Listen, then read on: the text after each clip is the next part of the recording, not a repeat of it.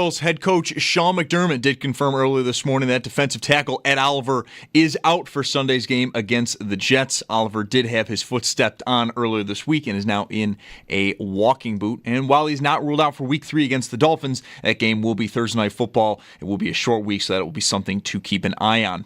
4 players are officially questionable: cornerbacks Trey White and Taron Johnson, DB Jordan Hancock, and linebacker Shaq Thompson. Everyone else, though, is good to go. While for the Jets, cornerback Sauce Gardner is expected to play, according to head coach Aaron Glenn, as he deals with a groin issue. The Barnes Firm Injury Report is brought to you by The Barnes Firm. Injured? For help, call 1-800-8-MILLION. We will get more on today when Sal Capaccio joins the show at 5 p.m. Looking ahead, though, to Sunday, Bills at Jets, kickoff at 1. Our pregame right here on WGR will get underway at 7 a.m. We'll carry you all the way to that kickoff at 1, where we'll then hand things off to Chris Brown, Eric Wood, and Sal Capaccio, who will be on the call from the Northwest Bank broadcast booth. Plenty of injuries from last night's game. Packers wide receiver Jaden Reed is going to have surgery to repair a fractured collarbone. The hope is he's back in November, and the potentially 2 season-ending injuries for the Commanders. Edge rusher Dietrich Wise is going to miss the season with a quad injury, and then running back Austin Eckler is feared to have suffered a torn Achilles, but nothing official as of yet. The Prospect Challenge starts tonight for the Sabres down at Harbor Center at 7 p.m. They're going to take on New Jersey. You can listen to that right here on WGR, with pregame getting underway at 6:30, and Paul Hamilton, Brian Koziel, and Josh Schmidt will have you covered tonight. The Sabres will also have games tomorrow versus Columbus, also at 7, right here on WGR. And then Monday versus Pittsburgh at noon. That's going to be on our sister station, the Bet 1520. And speaking of that, Bison's at Rochester just after 6, and then just after 7, the Jays will host the Orioles, Yankees in Boston versus the Sox, and then the Mets will host the Rangers. That's your Paddock Chevrolet Sports Update. Paddock Chevrolet, celebrating 90 years of being your hometown dealership. I'm Zach Jones for WGR Sports Radio 550.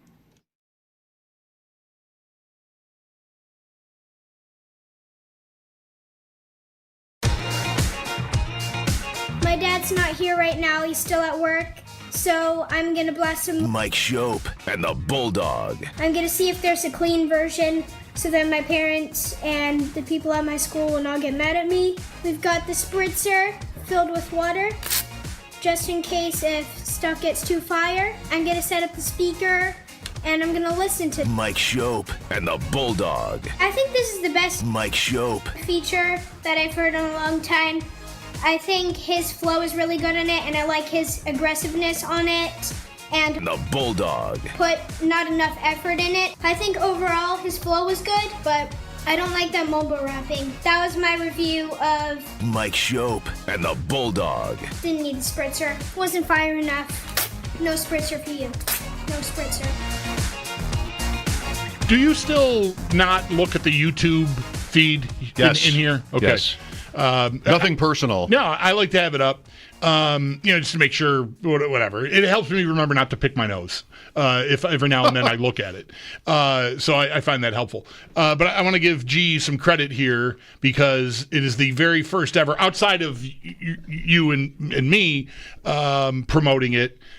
He before the show starts, he has like a billboard up with the rundown, right? Who's going to be on the show today? Who is going to be on the show today? Well, I was going to ask you. Here you go. I'm going to tell you, and then I'm going to end with the reason I want to give G some credit. Yeah, it's us. Our names are and then so Sam Panayotovich at 3:30. Okay. 4 o'clock. Evan Silva. Love Evan Silva. Yeah. Chicago slant here so far. Okay. 5 o'clock. Sal Capaccio. All right. Sal's been to Chicago. Picks at 6. He's got picks on there. He's promoting picks. Thank you, G. Picks. Still unsponsored. It's the longest continuously running radio segment that's unsponsored in history. I thought we put him at 5:30. Oh. I didn't. No. Because of the hockey game, I thought we might move him up. Move us all up. Oh, I mean, I'm open. No, that's all right. I'm open to that. 6 is good. I'm open That's to when that. people tune in. I'm fine with that if you want to do that. I got 6. Yeah. 6 is fine. Anyway, I'm sorry. I didn't mean to spring that. It's nice to see that promoted. Even if it's just within the 4 of us here. Are yours done yet? G and yeah. I'm all set. Yeah. I'm not. Yeah, I do. It's one of the first things I do on Friday mornings, usually. And if I don't have it done by the time I walk in the door here, I feel, when I realize it will unsettle me. I just like to have it done. You know what? It feels like a homework assignment. Like I'm going to walk into school and I don't want to. The assignment's not due until sixth period. I don't want to get to first period and realize, oh, I still got to do my assignment. This is like, I probably shouldn't say this, but it's not exactly the first thing I do on Friday mornings, but it's a thing that happens on Friday mornings. My wife usually plays tennis at like 6:30, and the bus comes for my two teenagers at 6:30. So I get up. Sometimes I won't even get up when they leave. It's bad. But, on Fridays I make sure to because Mama left. And almost every day, if not every day, when she gets up early for them, she'll cut up an apple, which is something that goes back to when they were like in preschool. I was at nursery school, preschool, kindergarten. She'll cut up an apple. And like, I've never cut up an apple. I only eat apples cut up now. Well, like, shouldn't they be old enough to just pick up an apple and take a bite? Sure, or cut it up themselves. Yeah. I just, the beard. The apple, the juice, and stuff falls in. It just gets messy. So I like to chop it up into. I have an apple. I do actually eat an apple almost every weekday.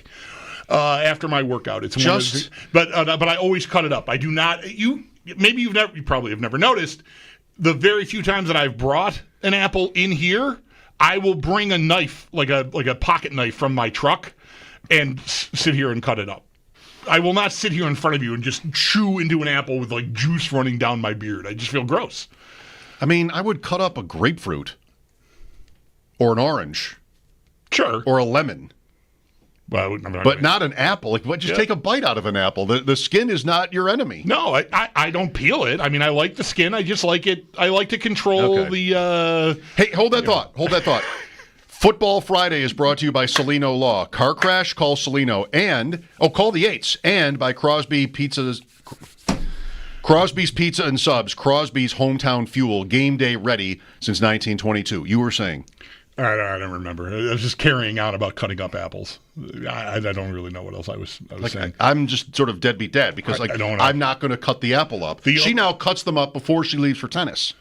So there they are. Right. I'm not sure the kids ever eat them, but there they are, at least, because I'm not doing it. Cut your own apple. All right. I'm done on the apple. The only other thing I've got on my mind before we really get into it is it 153 degrees in here? We just started the show, and I feel like a sheen building on my entire body right now. Ugh, just gross. That's whatever. Yeah. It's hot. Yeah, sorry. But it's Friday. Not to drag us down. Nobody cares about our plate. Ed Oliver. So, what do you think? High ankle? Adam Schefter says multi-week. They play Thursday next week. Right. Forget it. Yeah. So high ankle, like if it's worse, it's more specific and longer, and it's just not like the lowest of low ankle sprains where you wouldn't ever say multi-week. Yeah. So who I was thinking about today, when the show will never have sounded older. Second day in a row for a Shula-era Dolphins reference. John Offerdahl was a linebacker for the Shula Dolphins. Tom Olivedati, not to be confused with Tom Olivedati, right? Okay. He was the beleaguered-looking. The Bills would play them, and there would be like the obligatory shots of the defensive coordinator on the sideline with the headset. Tom Olivedati had like white curly hair and just like a very sad face because Thurman Thomas was on the Bills, at least at that time. Eventually he was on the Dolphins, by the way, if you believe it. Beleaguered is a very good way to describe him. And this poor guy, they never really figured out what to do with Thurman. And on the other side, on the same side of the ball, actually, John Offerdahl, I want to say, was an oft-injured inside linebacker for Miami. And I remember, it was kind of a big deal whether he would play in games against the Bills. It's Kelly and Marino. Is Offerdahl going to play? And if Offerdahl, it's fun to say Offerdahl. Yes. If Offerdahl is going to play, I like saying Olivedati too. They're both great names, both O names. If he doesn't, then easy peasy. The Bills will just have no trouble at all with Oliver is also a Miami Dolphins. Louis Oliver, right? O name. But Offerdahl was a big factor, a big topic before those. Was that because great, he was the one who maybe had the best chance of covering Thurman on I don't pass know. patterns? No, out I of the think more. backfield, I think or just more run game. I think more inside. Yeah. Okay. But still, like, he was important. Mm-hmm. And when he wouldn't play, well, that's great news. Ed Oliver. Oh, Is he this? Like, how important is he to any of this? He had a really good opener. Now he's gone for probably at least 2 games. Certainly one. This game. It's a kind of a tricky opponent to not have, like, your best defense. Mm-hmm. And, that's going to be what we talk about the most for the next 2 days is, like, what are the Bills on defense? Yeah. We're talking about it a lot. A few things there, I think. One thing that comes to mind is that Oliver has mostly, I think he earned the contract extension that he got. He's been at times a very flashy and important player, and other times, I think, a relatively underwhelming player. You want more. You want more consistency from him. Like maybe even, you might even take less dramatic impact and just more plateau, just more like solid, really good, but you like the splash plays. Obviously you got a huge play out of him late in this game that I don't think the Bills win the game without him forcing that fumble on Derrick Henry. So, I want to be careful what I wish for, but he's kind of up and down, I feel like. And so he has this great game, and it might be the kind of game that, and the opponent here this week, the Jets, they're going to, you've described it, right? They're Baltimore light with Fields and Breece Hall. So can Oliver put a second solid week together? Maybe that's the beginning of a season where he finally gets, some recognition and, deserves it. And now he's out. The season's barely even in the air, and he's out, and may miss more than one game. So that's disappointing, certainly. For the big picture, can we get an impact defender? We're all these assets, that first round picks and free agents and everything they've done to the defensive line, they don't really have a guy that is any really perceived as a regular game wrecker. And that might be a lot to ask him to do that, but I think the reviews were so good on Sunday. Okay, put another good game together. You're going to be called on. This is a challenging opponent, maybe similar enough to what you just did well against in week 1. So he loses that opportunity, and I do think it's a big loss. It squarely puts the draft in focus. We're already to the second pick, the draft, the second round pick in Sanders, the 4th round pick in Deion Walker. Free agency doesn't really impact this that much because Ogunjobi's suspended, Hoyt is suspended, Bosa's there. But in the interior, the changes were those 3 guys, the draft picks and Ogunjobi, and the two draft picks did not have a great time of it. And by the way, the draft pick in between Sanders and Walker is Landon Jackson, and he didn't get a uniform in week 1, and I doubt he'll get a uniform in week 2. He's going to be a long play developmental prospect, it looks like, at this point. So for all the attention that was paid to the defensive line, the 2 guys that are left there, who I would think their playing time is going to go up significantly in this game with no Ed Oliver, somebody's going to have to come through, and that might be a lot to ask considering how last week went, because I don't think either one of them showed very well for themselves in this game. Yeah, it's what I've been thinking about the most this week is as really, and I said very, very similar to this yesterday, magical as Sunday night was, it turns 180 if they can't stop this team, even if they win. I mean, if it's 41-40 again, What have we got? We knew that Allen was great. We know the offense has a super high ceiling, but what is happening on defense? And you'll get your suspended players back. You'll get Oliver back, and Trey White, he might play even in this game, but that'll be kind of scary and new for us watching the Bills to have them, not if it happens. Look like they're up to it defensively. And it really puts, for our conversations, I think, it would really put McDermott and Bean under the microscope. Because here's McDermott, whose advantage, apart along with other things, you have to give him credit, or a lot of credit, for what the Bills are overall.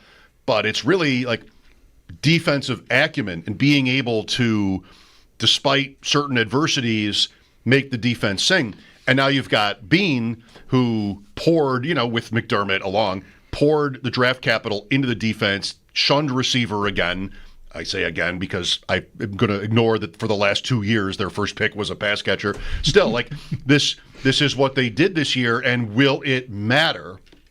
And so the Jets are not the Saints, who are in 2 weeks, as a team that you might not think has really anything scary, but they're still the Jets. Like, this is a team that had one of the worst records in the league last year, one of the lowest win totals in the league this year. Yeah, you can't have it. Yeah, however positive the reviews on their new tackles are, say, right? And just how much more formidable they may be as an opponent because of that. Yeah, it's still the Jets. Like, you're not going to go beyond surface. If you struggle with this team or even lose to this team, I think they're going to be, because last week what's the disclaimer? Well, it's Baltimore. It's a bad matchup. We knew that, and they stole it. Okay, I'm not in the mood to criticize that. You got the win. That's what matters the most. And now button everything else up. Okay, the schedule lightens up, and let me see you look like a team that, is one of the top Super Bowl favorites. And if you have a tough time stopping the Jets, then I think that would be pretty alarming. It might be in the defense of the two kids that are going to be called on, I think, significantly here, a little early for an exam. Like they I think struggled in 16 and 13 snaps respectively. None for, I think it was Walker past the third quarter. They just didn't even put him back out on the field anymore. I mean, that might also be because they needed stops. And I'm going to play my best guys trying to get the ball back here, in a game we're chasing, and they ended up, obviously catching up and winning. But still, it's definitely not ideal in my eyes, and I'll bet even in the Bills' eyes, that they've got to go to these guys for 50 to 60% of snaps, say. I'm just estimating. They're going to activate, it sounds like, from what Daquan Jones said after practice today, Zion Logue off the practice squad. Oh, Zion Logue season. To replace Ed Oliver. He just let that slip. Like, we got guys here, and he mentioned Logue by name, which makes it sound like he knows he's coming up. So there's your Oliver roster spot, I think. Does he play more than Sanders or Walker? I think if he does, that's probably bad news for how it's going with Sanders and Walker. Would you take the Bills scoring 24 points? Last 6 trips, Allen's career at the Jets, working backwards chronologically, 23, 16, that was an overtime game, 17, 45, they, blew him out. 18, 17. Prior to that was Matt Barkley putting up 41. I'm not inclined to say yes to 24 points.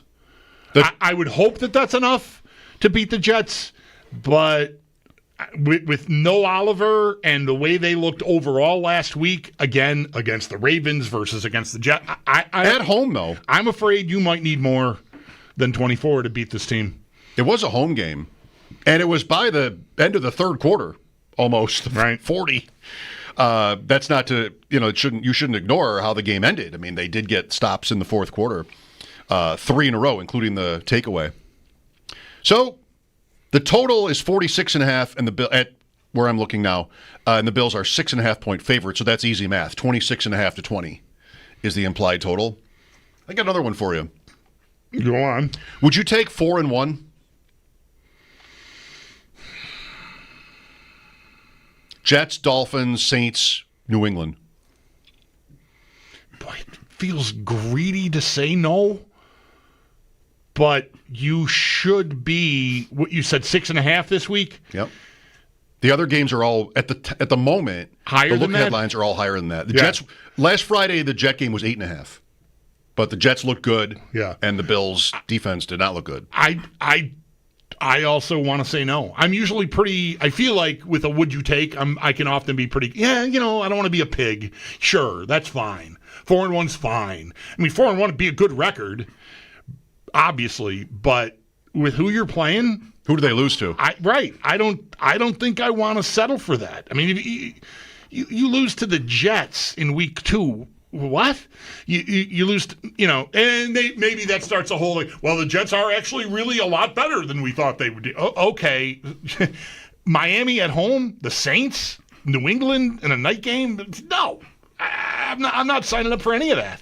4-1. Yeah, no, I don't think It's so. not good enough for you. I mean, I could see. I think Atlanta. We'll see if they. They had a kind of a weird week 1. You get them Sunday night. Will you watch your first Falcons game of the last 5 years? Sunday night at Minnesota. Probably not, because I'm not going to be home. Right. I'm gonna see the Bills game. I'm going to this Borderland festival that started. Not my friends Leroy Towns are playing right now at this festival. It's going to be going all weekend. So are the Penguins and the Bruins, by the way, at Harbor Center. I will be there all day. He's not playing that. All day Saturday, all day Sunday, and they have a Bills tailgate party, big screen. Like they'll make accommodations for people who want to watch football. So I'm going to watch the Bills game there. But it will not be a day where after that I'm just in front of the TV, So Falcons, Minnesota just sounds like a game you can afford to miss. Yeah, probably. It's not a bad Sunday night game to have scheduled for this weekend for me. Plus, you got 2 on Monday, right? Which you got to make sure you're down for. But although you're not watching the second game on Monday either because it's too late. Right. But I'm bummed out about Chiefs and Eagles. I'll have my iPad. I'll probably sneak some peeks. It's not like I'm, going to be chained to something, but, I'll be out. So it's not. All right. It won't be a sitting in front of the TV day for me on Sunday, as it turns out. Which I'm happy about. I'll miss the football, but I love this festival. I have a tough time turning down 4-1. It's still the NFL. And if they had beaten Baltimore more convincingly, which is like pretty much any other way, because they really were outplayed. I mean, they were lucky to win. It's to their credit that they pulled it out. But still, it was Baltimore's game almost the whole night. If they had beaten the Ravens more convincingly, and maybe the Jets looked worse, then maybe you could get me to no on 4-1. Does this look like the hardest game of the next 4? Yes. Because it's on the road and the Jets look good in week 1? The only that could change if I don't think it changes if Miami wins Sunday over New England by double digits. I think it could change if New England wins by double digits because they had a rough week 1, and it's not only that. If you followed the discourse this week with the Patriots, it's Mike Vrabel talking about how there's too much on Drake May's plate, and Josh McDaniels saying, "No, there isn't." Nice. He's got enough, and it's not even that much. Basically, is what McDaniels said. So that was not a great opener for them. I mean, not a great first week. If they go to Miami and romp, the line is 1. So we'll talk to Sam about it in a minute. If they have, he's not on the Patriots at all. He'll tell you Miami. If that happens, though, then all right, where we're sort of back to what the preseason sounded like with New England. But until that happens, I think it's this game. And, Joe Ostrowski has me a little spooked on this game with the money on the Jets. The smart money. It's still not. Is that what it's called? The smart money? The sharp money, whatever. 6.5 is the number today. So it's not like it pushed really at all further from what he was saying yesterday. Sam Panayotovich, Bet Sweats coming up. We'll talk Bills, Jets, Patriots, Dolphins, and more. Week 2 in the NFL. He's always got a couple of good college football ideas for us as well. Evan Silva today at 4. Get your fantasy questions answered. Then Sal Capaccio at 5. We'll dig into the matchups, the Oliver injury, and what else we might need to know with the Bills injury report out today. You've got Trey White, Hancock, and who else? Not Benford. Benford practiced in full, but there's somebody else back there. Taron Johnson, right. Also listed as questionable. That's it. So, I don't know. Not the worst team you could play when your secondary is in rough shape. Pretty early for it to be in rough shape, week 2. Yeah. Sam Panayotovich next. Football Friday, everybody, here on WGR. Mike Schopp and the Bulldog will be back in a snap. That's brought to you by Snapdragon Apples, the official apple of the Buffalo Bills.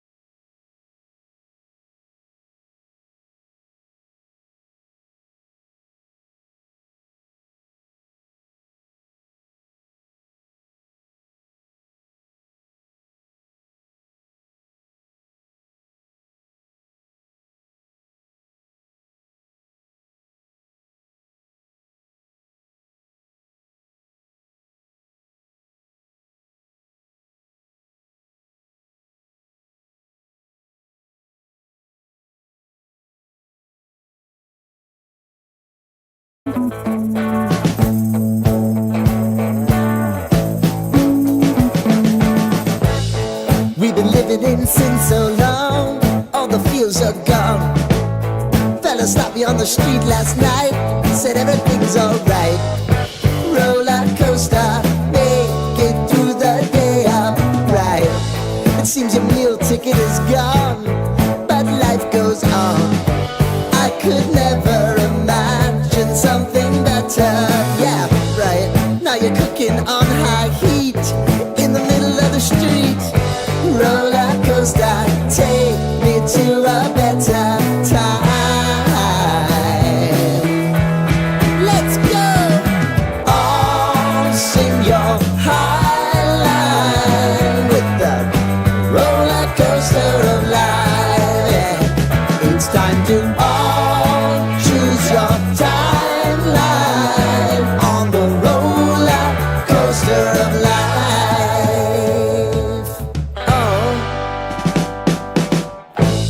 You seem to easily forget how to place your bet. When everyday life gets you down, you gotta steal the crown. Got to own it. Don't bitch and moan about it, please. God forbid you scrape your knees, and it's nothing to sneeze at.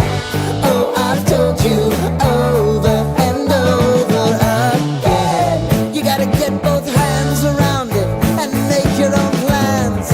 Roller coaster, it's taking over, it's about time. Oh, all sing your high line on the roller coaster of life. You've got to all choose your timeline with the roller coaster of life. Roller coaster.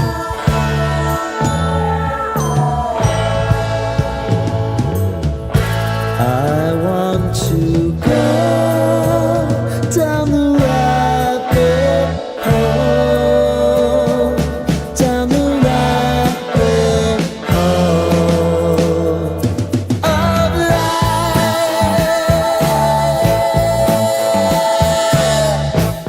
And now it's about to leave. Oh, roller coaster. Oh, roller coaster.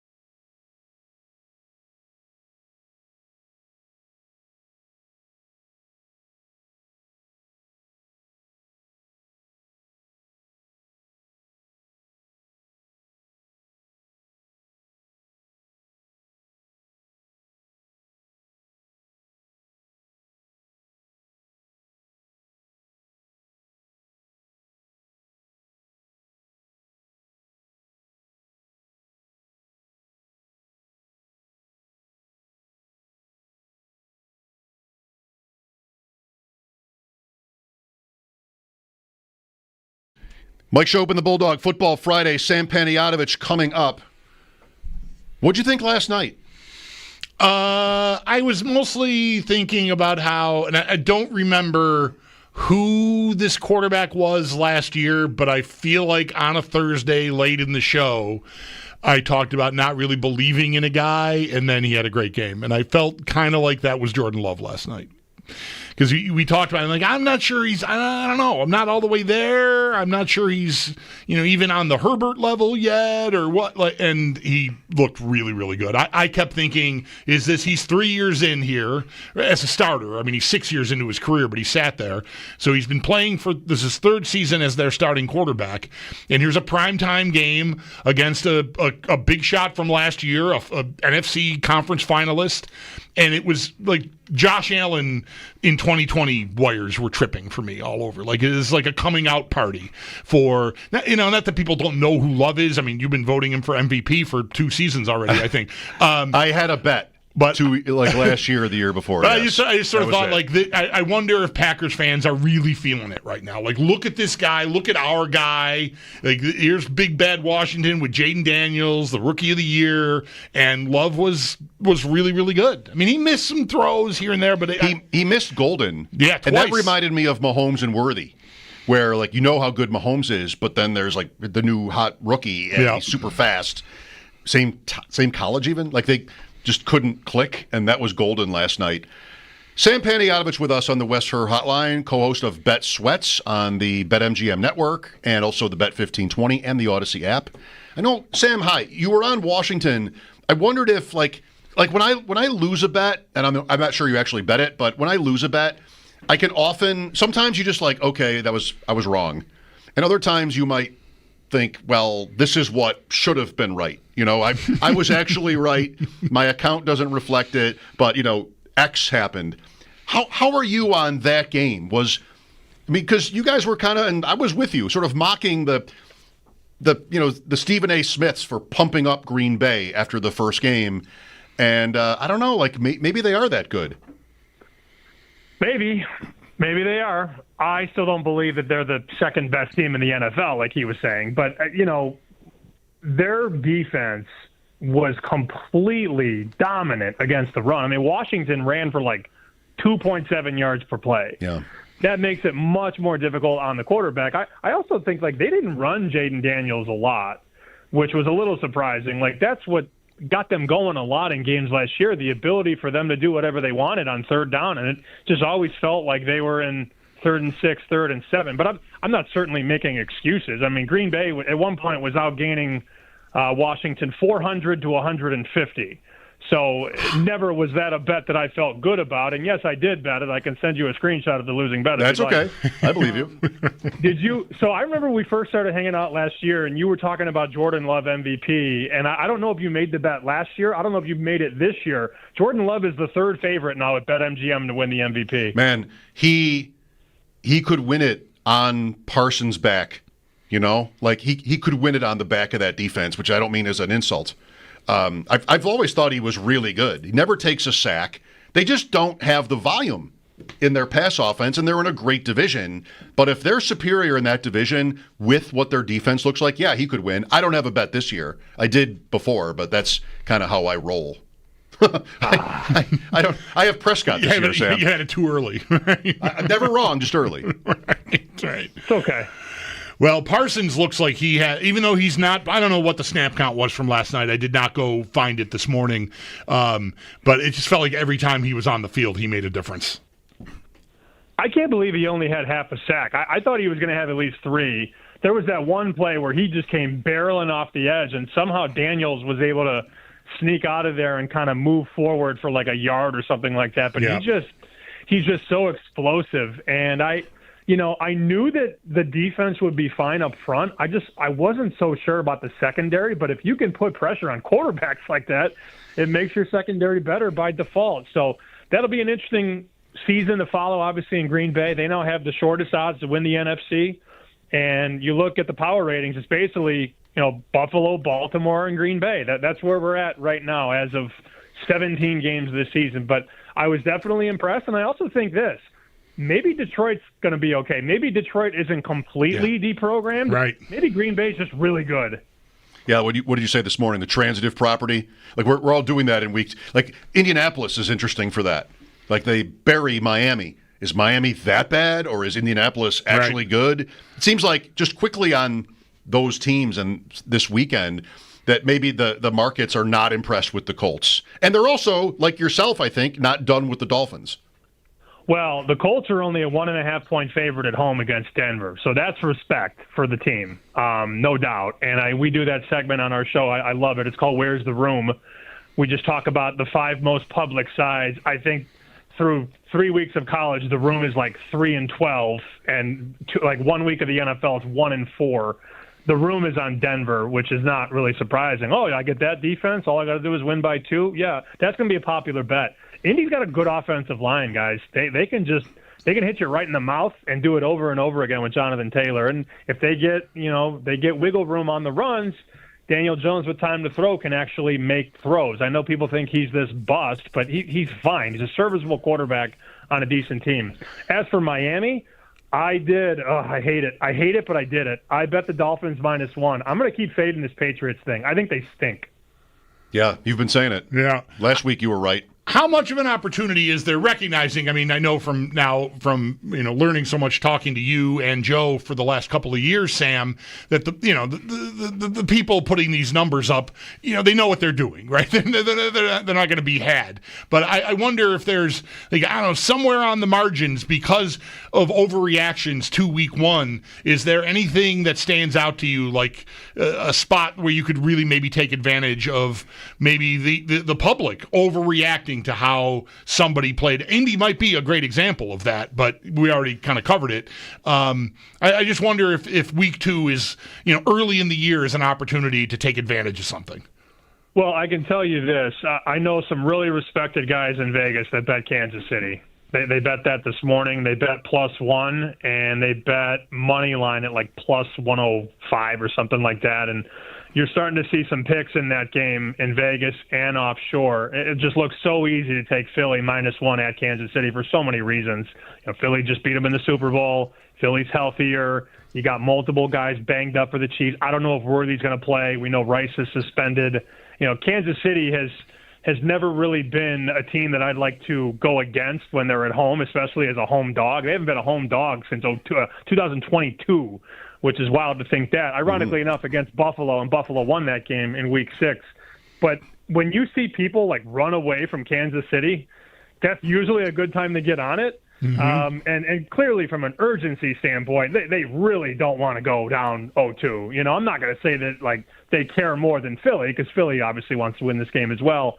But Kansas City is a side that I think a lot of people are sort of off of, because of what happened last week in Brazil, of all places. It was a weird game. Chargers played really well. Chiefs did not, but it doesn't mean the Chiefs are dead. I also think this, though, too, Bulldog. If the Chiefs lose on Sunday and go to 0-2, I will put my hand up right now and tell you I will bet them at 10-1 to win the AFC. Even though I have the Bills to win the Super Bowl, sure. The price is the price. The value. We're going to hear every analyst, they're dead, ding dong, the witch is dead. We're going to hear that for a week. And they're going to go out to 10-1 to win the AFC, and they're going to meet Buffalo in the AFC Championship like they always do. Sam Panayotovich, our guest. Joe Ostrowski and Sam host Bet Sweats weekday mornings 9 to noon, and they're both on the BetMGM network and the Odyssey app Sundays, Joe then Sam, leading up to the 1 p.m. kickoffs. So Joe has me a little spooked on the Bills game, Sam. It didn't sound like he really wanted to go with the Jets. Far from that. But he was just pointing out yesterday with us just how the line has moved, and I guess sharp money on the Jets here. I'm seeing 6.5 today. How much of that has there been with this game? Like, what is the vibe you get from this game? Well, the 7.5s and 7s are long gone. So the market is mostly 6.5. I see some 6s in Vegas right now. So there's definitely an appetite to bet the Jets. This whole sharp thing in the NFL, though, like I puzzle myself all the time, because like the sharpest guys I told you guys last week, sharpest guys I know were on the Giants last week and the Seahawks, 0-2. And the Giants, you knew the Giants were dead in the second quarter. Yeah. Wise guys always say, well, we bet numbers, not teams. And they're always on the Browns and the Giants and the Cardinals, and it makes me want to vomit. That's me. So all that said, I don't have a position, side, or total, but I can tell you I do have Buffalo in one of my survivor pools. That's the big pool in Vegas with like the $18 million pot. We went Buffalo in one of the entries. So I just need them to win. I think a lot of people, guys, are looking at this, this emotional letdown because they beat the Ravens. Now they're going to have nothing left for the Jets. Be careful with that. The Jets are still the Jets. I don't think Justin Fields can do that week to week. That's been his problem, consistency. He has a good week, and then he has 3 bad weeks. I don't think you get an A game from the Jets again. Not that you got an A last week, but they were about an A- or a B+. I don't think they can run that back week to week, and that's why they're the Jets. Is this survivor pool you've got Buffalo in, the one I watched you and Joe talking about this yesterday, is this the one you've got 5 people in on, that 5 people have to agree on the pick? No, we have – so I have 3 entries. I'm a part of 3 entries. One of them is with the same guy, my buddy Matt, and then the other one is with 2 guys from Chicago. I floated I floated Mac Jones no matter what at them, and they all said no. So I wanted to do San Francisco against the Saints and Spencer Rattler. But no, the biggest pool I'm in only has 3 people. There's a friend of ours, though, that's in a survivor contest with 6 people total. So 6 of them have to get to 1 pick every week. They're going to kill each other by week 7. If they make it that far. If they make it that far. Right. Maybe we don't need to dig into this too deeply now, but as somebody that shares high-stakes fantasy teams with different groups of people, I'd be curious about the process. I mean, there are a couple of groups where I demur, but that doesn't always feel good. And sometimes in those groups, I think I just wish I just could decide this for myself. Then there are the opposite times when I really don't want to have so many projections in fantasy are so close that really just feel like you're just thinking about what the so-called wrong choice would be. So I don't know. Maybe if you have 3, it just ends up sometimes being 2-1, right? I mean that's better than an even number. I can't believe I'm about to admit this in Buffalo, but I'm more of a sub in the 3-person league. I just submit to whatever they want to do. That sounds really bad when you say that out loud. But they won a local survivor pool in Chicago last year. They won like $50,000. So I trust them. I'm cool with that. Whatever they want to do, I'm fine. Yeah. The other one with my friend Matt, we have 2 entries. At this point, since we have 2 left, I pick 1, he picks 1. It's very easy. When we're down to 1, and it's inevitable, we'll get down to 1, then it becomes tough. I think last year we flipped a coin on one of the games. It's very, very exciting to live by the coin, as you know. Love to live by the coin. Got a favorite college pick? Yes, after giving you guys Kansas and Miami in the first 2 weeks, I did give you Duke. Duke lost, and somebody from Buffalo said, "Nice pick, nerd," on Twitter. It was very, very fun. Never get one wrong again, Sam. Come on. Yeah. It's the life I live, guys. It is what it is. I also gave Texas Tech last week minus 48 on this show. They won by 48 exactly, which is the worst. I'd rather lose than tie. I'm punting, but I do have a bet here. I think Miami is going to railroad South Florida. I laid 17. It's now 17.5. Yes, I still like it. 42-14, 42-17. Miami has NFL guys all over the O-line and the D-line. They are so much bigger than USF in the trenches, and I find it very interesting. People that probably haven't watched a lot of South Florida football are lining up to bet South Florida. It's like one of the most public bets of the week.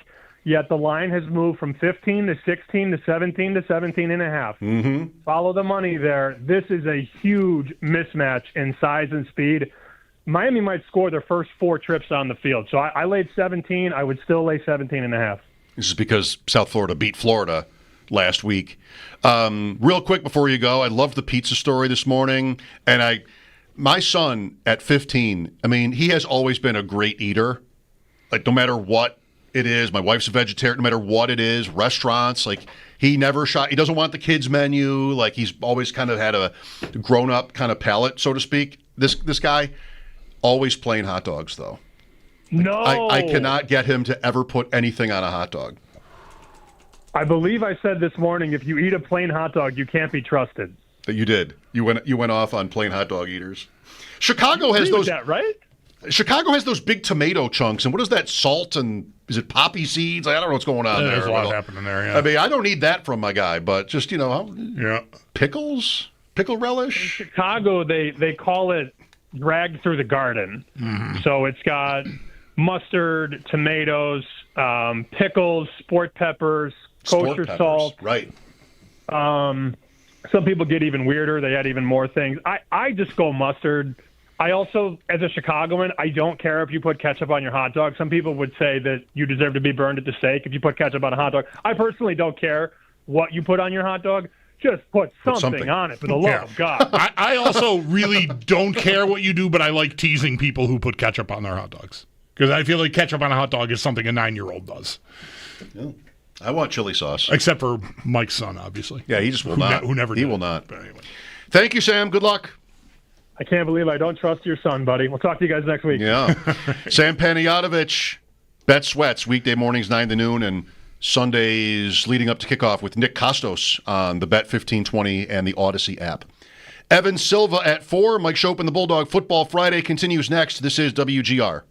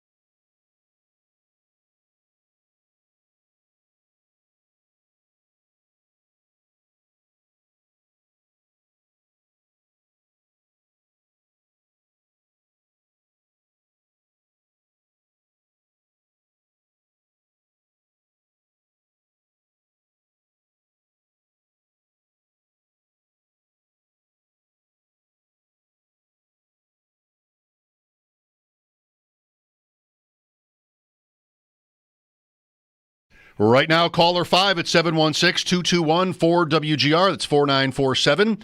Wins 2 tickets to see Adam Sandler at KeyBank Center next Sunday, September 21st, courtesy of Live Nation.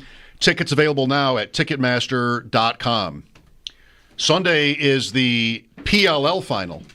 I had this on my list to bring up with Sam. I don't think he bets lacrosse, but you can. Mm-hmm. New York Atlas, my New York Atlas.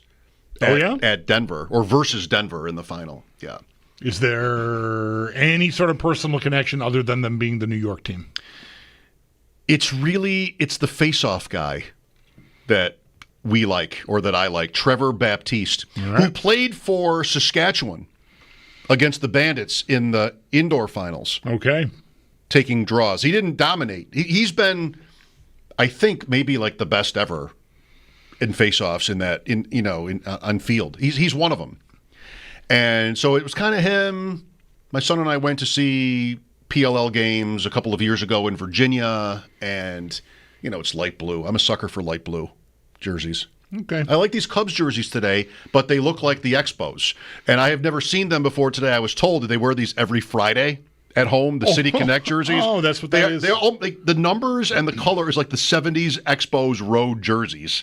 But I'm liking them. Yep. So, and they're Atlas, yep. They had Romar. Like they've had all right. They got guys. Jeff Teat, top scorer.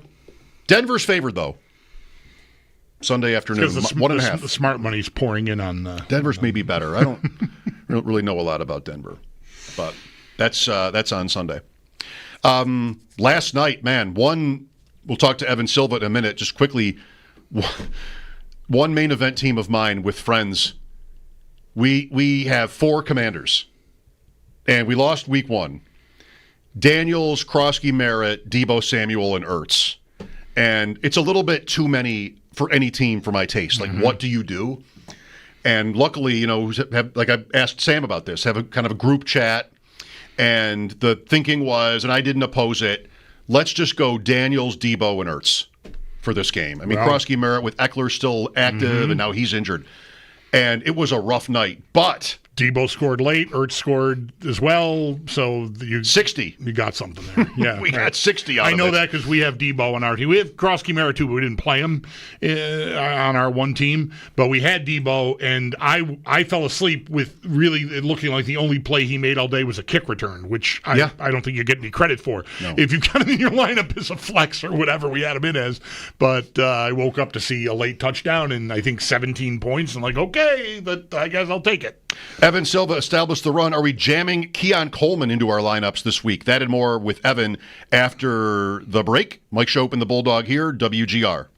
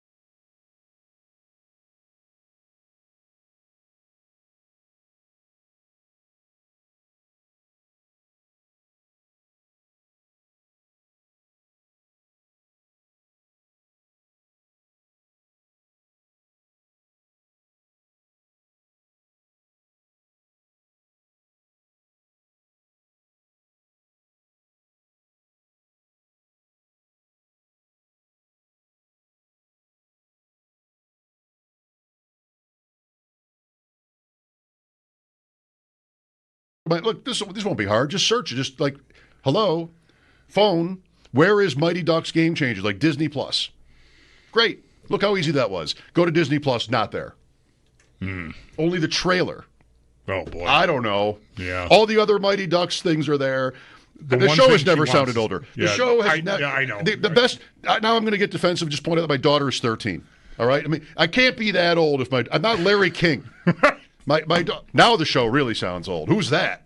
Seattle. Has the show ever sounded older? Seattle in the NBA Finals. Minus. I like this point. F- to me seems like just like a cartoon. Right. Not a real. F is the lowest. Yeah, it was like Bugs Bunny, the teacher. Like, what are we doing here? F-. The show ever sounded older. The Bengals food. See, kids, Bugs Bunny was a cartoon character. I did see the Scouts play in Buffalo. Yeah, I saw a Kansas City Scouts game. Has the show ever sounded older? Well, I'm going to be mad about this, but I'm not going to sacrifice my jersey number for it. Matthew Golden, that's taking it pretty seriously. So I went through thinking about numbers. I think I like 22 on a wide receiver. Bob Hayes. Yeah, works. Hey, can you think of another one? No. That's why I like it. Has the show ever sounded older? To me, 22 doesn't strike me. Well, I mean, certainly Bob Hayes. It does not strike me as a slow number. It's one of the. He was like an Olympic 100-yard dash champion. That right? was his brand. Has the show ever sounded older? Parker. The throw, if you don't know it, 79 All-Star game. The throw from right field in the Kingdome. The Kingdome is the show ever sounded older than the Kingdome reference. Bowling math, like front to back bowling math. No, never. Did you ever have to write it down? Yes. And figure out the math with a pencil? Yes. The show has never sounded older. Yes. It's about to sound older when I get to the next thing. I think I knew how to do that at one time in my life, but I have Everybody lost got a memo in their mailbox. He typed it out, printed it out. I mean, has the show ever sounded older? Printed it out. The game.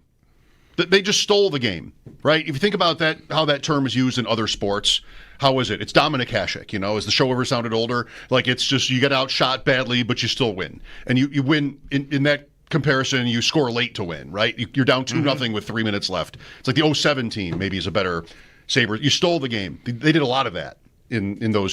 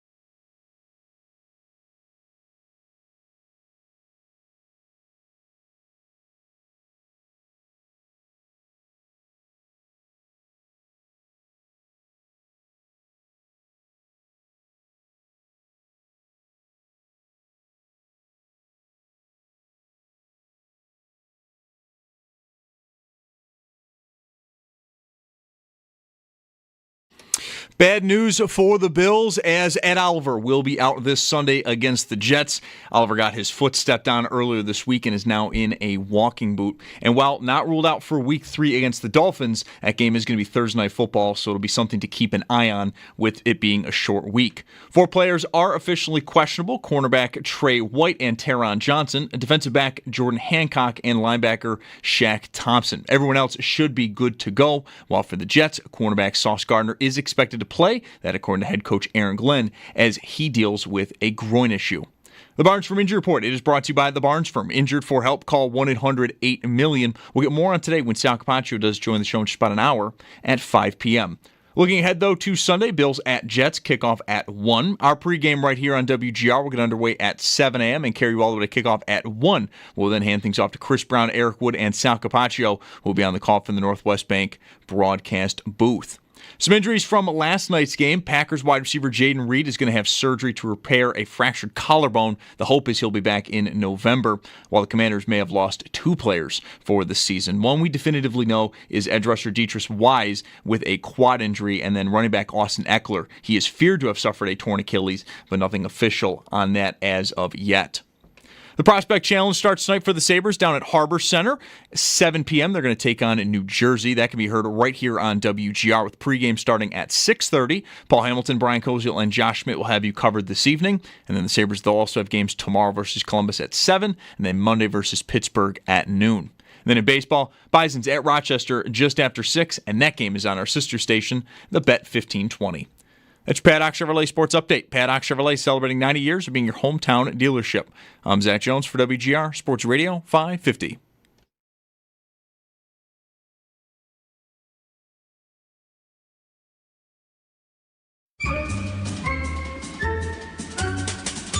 It's Mike Schopp and the Bulldog. I got a speeding ticket in the mail yesterday. In the mail. Yeah. I think I'm going to just ignore it. It's Mike Schopp Where was this? Spain. and the Bulldog. I think if I just lay low, I think I'll get away with it. Not mention it on the air? Definitely don't want to talk about it on the air. It's Mike Schopp and the Bulldog I like the sound of this more and more as we go. I'm an outlaw. on WGR Sports Radio 550. Were you watching any of the pregame last night on Prime? I had it on, but I didn't sit with it. I turned it on. I was grilling and propane. I was scrambling around. No, I didn't really sit and watch it. So, they're doing their picks, and they had Chef David Chang on. He was cooking bratwursts, and he's sort of like, he might be a part of the team now. I don't know. So I don't think he's from Wisconsin. Maybe he is. And they let him make a pick, and he picked Washington. And in doing so, he pulled a Jaden Daniels jersey out of a pot of boiling hot water, like to sort of surprise everybody around, like the fans. And I thought, is that the best way to pick Washington? Was to pull he was cooking brats, and he sort of pulled the Daniels jersey out of the pot of hot water, like. I mean, I guess With his bare hands? What? Maybe. No, I'm assuming he used tongs for that. I don't know. I might rather pick the jersey of the guy I don't like out of the hot water than the guy I do. That's just me, though. Evan Silva with us now. Established the run here with us on the West Her Hotline. Evan, how's life? Hey, guys. How are you guys doing? Doing great. We're good. You walking around Chicago today? I'm in a suburb right now, but yes, I'm walking around. I'm about to get in the car. Close enough. So here we go into week 2 already. We've got, of course, injury stuff and, all the usual drama to sort through.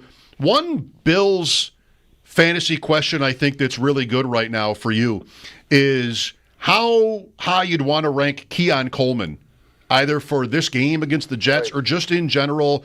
A great week 1, and there was hype on Keon Coleman. A lot of it, most of it on Sunday night came late. Is he somebody that, you're excited to be starting already? I think that this one could be difficult because I think that he's going to see a lot of Sauce Gardner. And Sauce Gardner is, one of the best man coverage cornerbacks in the league. Didn't have the greatest season last year, but he did have a really good week 1 against DK Metcalf. With Keon Coleman, we know he has athleticism. He can jump high. He can be physical. He was a great punt returner at Florida State. He's good with the ball in his hands. But he's not going to create separation. Even last week, he wasn't really creating big-time separation, and he had a much easier matchup against those number 2 and 3 corners of the Ravens.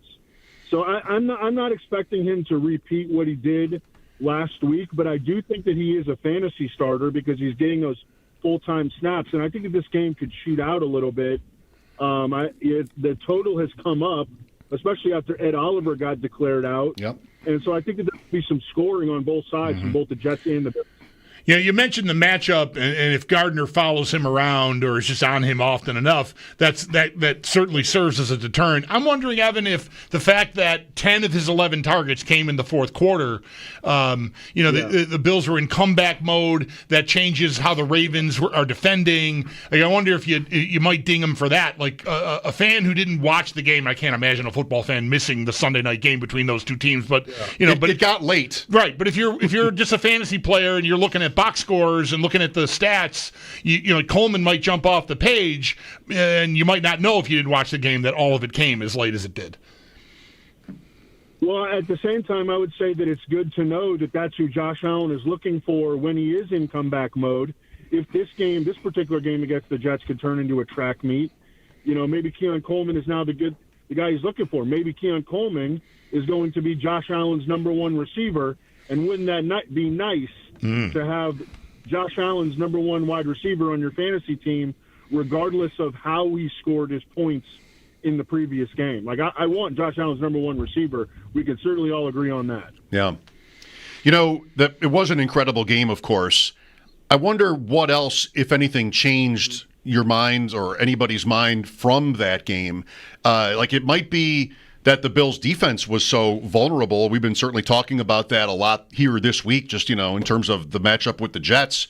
But, of course, we already had Lamar Jackson and Derrick Henry and probably even Zay Flowers in our lineups. Tight end didn't really happen for the Ravens at all that night. And then, with the Bills, Cook broke one. It was a playable fantasy game. Kincaid got in the end zone. And, Josh Allen is always in our lineup. So anything on you watch the game probably, of course, right? Like the Bills defensively or whatever else you might think, whether even if it's not fantasy related, that you might feel differently about from what happened here in Week 1. Like, did anything really change my mind? Yeah, right. Like maybe not. I would say probably not. Actually, probably not. Other than Keon Coleman. I mean, Keon Coleman looked like Josh Allen's number one wide receiver. I don't know that we could say that we felt like that was the case last year. I think that Khalil Shakir was. I do think that this could be a good spot for Khalil Shakir with Sauce Gardner presumably on Keon Coleman. I think that this could be a game where, Khalil Shakir or Josh Palmer pops up. Because it seems like, at least to start the season, they are not rotating receivers as much as they did last year under Joe Brady. They are using an actual 3-receiver set instead of using 5 different receivers and rotating them in and out. So I think that we could look at Khalil Shakir as a guy. And, he had 6 catches last week. Yep. That's useful in a PPR league, and I think he could get back there against the Jets. He had the same game he has every week last week, right? 6 for 70 or whatever that ended up, something like that. Right, and it's not like he scores often. He only had 4 touchdowns last year, as it were. Yeah, someone else in that receiving core could be a smart choice because no DJ Reed anymore. It's a cast off from Baltimore in that spot, and that seems like maybe you can get that. Yes. I would also say that, it's still a rotation at running back. It's still a 3-way rotation at running back. So that's the same. And it's still, Dalton Kincaid was over 50% of the routes last week. So I think that was nice, but it's still a rotation at tight end. So really not a whole lot really did change from the Week 1 game, despite them scoring, 41 points over their head. Right. Ray Davis had a big game at the Jets last season with James Cook inactive due to an injury. He only had 2 touches in this game against Baltimore last Sunday, Evan. But I wonder, as a fantasy player, how far into the weeds do you get? If a guy really kind of smashed last year against an opponent, do you want to play a hunch that maybe his team is going to say, let's go back to that because that works so well, even if Cook is healthy and we expect him to be? Maybe if this game was happening in Week 7 and there were 6 teams on bye and you're dealing with injuries, but there's no teams on bye and there's not many injuries yet because we're only in the second week of the season. Right. So no, don't play your hunches just based on something that happened last year after the guy only got 2 touches in Week 1. With Evan Silva, Establish the Run, Mike Schopp and the Bulldog here on WGR Football Friday. One more from this game, at least, on Sunday is Justin Fields. Evan, so many of us in fantasy were talking him up over the course of the offseason. He had that, 1,100-yard rushing season for the Bears when there were so many other problems with the Bears. Very encouraging Week 1 for him. How safe a start is he against Buffalo? I feel really good about him right now. I really like the new offensive coordinator for the Jets, Tanner Engstrand. In Week 1, they created 11 explosive plays in Tanner Engstrand's first game as offensive coordinator. I love the way the offensive line looked. Even after they lost Elijah Tucker, they played really well on the offensive line. They've got those 2 first-round picks at offensive tackle. You know, I did an FFPC draft before the season with my high school buddies, and you know, it's a $2,200 entry. I know, Schopp, you play in those. Yeah. And it was like the 13th round, and we were going to wait until like the 17th round and the 18th round to take our quarterbacks. And I was like, it's the 13th round, and Justin Fields is sitting here, and we're taking him. And they're like, you know, they're not fantasy analysts. They're like, what are you talking about? You're going to take Justin Fields to be our quarterback? And now they're fully on board 1 week in. And they should be, because he was, the number 3 or number 2 fantasy scorer on the week in week 1 behind only Josh Allen. He just didn't really give you that much of a bench risk either. Like, for as much as his upside is appealing, you know, they probably are going to see, they're going to take the year to see what they've got. And so that's off to a great start. If I may, unless you had something else here, Bulldog, to transition off of that, I did one of these same leagues that Evan is talking about just before the season started. And, you know, drafts are drafts, and they're fluid, and you don't always get what you're hoping to get or planning on. And we ended up with a 1-quarterback team, and that quarterback was Brock Purdy. And we got to the end of the draft. We're talking about Daniel Jones, but I'm like, you know, I like this idea, but are we really going to start Daniel Jones? I mean, if we draft him, why draft him, you know? Mm-hmm. So then we lose Purdy, Evan, and options this week in that kind of situation, Geno Smith, okay, even Mac Jones. I wonder what you think of the Niners now. No Kittle. Pearsall looked pretty good in the opener. Of course, McCaffrey. Can the Niners guys be trusted with Mac Jones? And could you even get to a point where you're starting him? I mean, I don't think that anybody, you know, would call Mac Jones their idea of, a legitimate NFL starter. But if you look historically, like, he's not so bad that he can't get the ball to receivers. I mean, he kind of unlocked Brian Thomas last year. Yeah. That's easy to forget when Trevor Lawrence was hurt. And then if you go back to in New England, which, by the way, he did make a Pro Bowl, but Jacoby Myers and Kendrick Bourne both had 2 of the best seasons of their career with Mac Jones at quarterback. So, and this is a Kyle Shanahan offense now. And if you remember, Kyle Shanahan kind of wanted to take Mac Jones 3rd overall in that one draft. They wound up taking Trey Lance instead.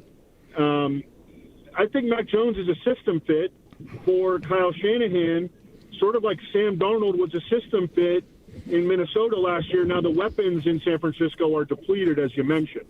But I think he'll be able to get the ball to Ricky Pearsall and Christian McCaffrey. The thing is that there's no George Kittle, and he's a huge difference maker. And they're banged up on the offensive line. And I think that they're going to be without Jawan Jennings, too. But I feel good about Pearsall and McCaffrey with Mac Jones at quarterback, yes. How about the Chiefs here, Evan? Off of 1 week, they lose Worthy. They're listing him as doubtful. We'll see what happens there. But they're already down Rice. We spent a whole summer hearing about Travis Kelce was, working out like a monster and in the best shape of his life. And I don't know. I didn't think that looked that promising. What are your thoughts on that? That's just my opinion. What are you doing with the Chiefs, and what do you think of Kelce moving forward? I agree with you. I don't think that he really showed, very much in the first game. He saw 4 targets. He did have that 1 touchdown, but he was pretty much wide open. I don't know how they let him get that wide open. The Chargers, they had some coverage busts in that game. Both teams did. But he's a fantasy starter. I think you're hoping for touchdowns. And I think that in the red zone, in critical situations, Patrick Mahomes will be looking for Travis Kelce, even though he's lost multiple steps. But I think that the guy with the biggest upside in the Kansas City pass catcher core now is Hollywood Brown. I think he finished with 16 targets in the first game. Mm-hmm. Yeah, and as long as he's healthy, which I don't know how long that's going to last because he's hurt all the time, the ball's going to go to him down the football field. And, you're going to be able to start him with confidence, too, at least until these other guys come back. We've heard that Xavier Worthy is not going to come back until week 4.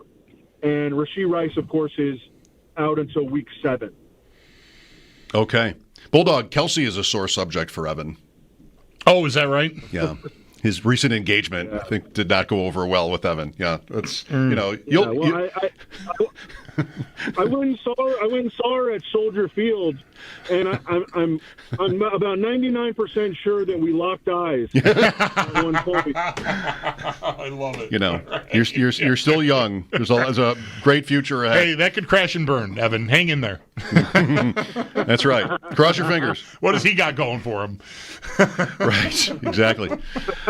How about any love for Quentin Johnston off of week one, thinking of the Chiefs and the Chargers out in Brazil? Is that a fluke? If you isolate his last 13 games or something like that, Quentin Johnston, and he's a little boom busty. I mean, he's going to have some eggs in there, but he's had some monster games. I mean, monster games. We know he's a first-round pick for a reason. He's a freak athlete. He's huge. He doesn't win in contested situations. He's like the anti-Keon Coleman almost, but he's got a great quarterback. And that quarterback is healthy, which Justin Herbert has not been healthy for a lot of his career.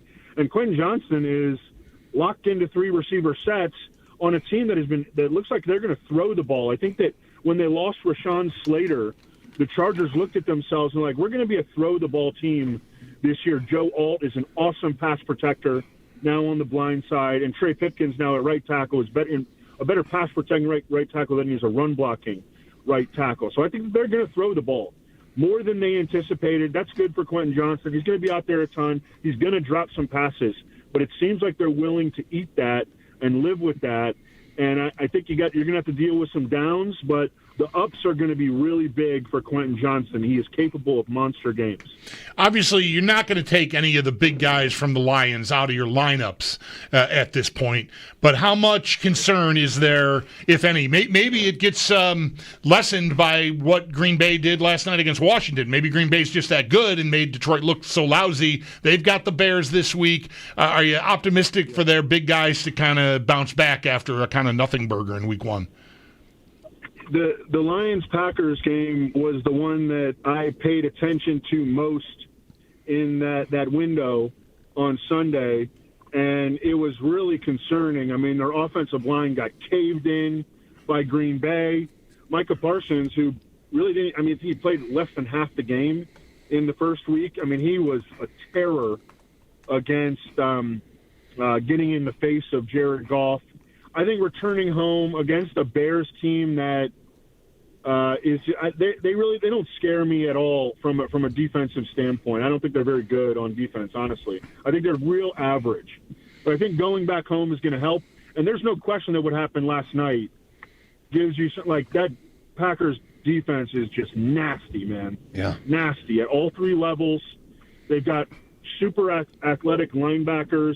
They will dominate you at the point of attack defensively, and I think that the Lions go back. The first game was very concerned, but I think they go back home and they get right, and you can have a lot of confidence. Jahmyr Gibbs, Jamison Williams. I think he bounces back. I think Amon-Ra gets his 10 targets, and Sam Laporta also has a really good matchup. Everyone has a really nice matchup in this game for the Lions, and they're indoors, which is big, like you might have mentioned.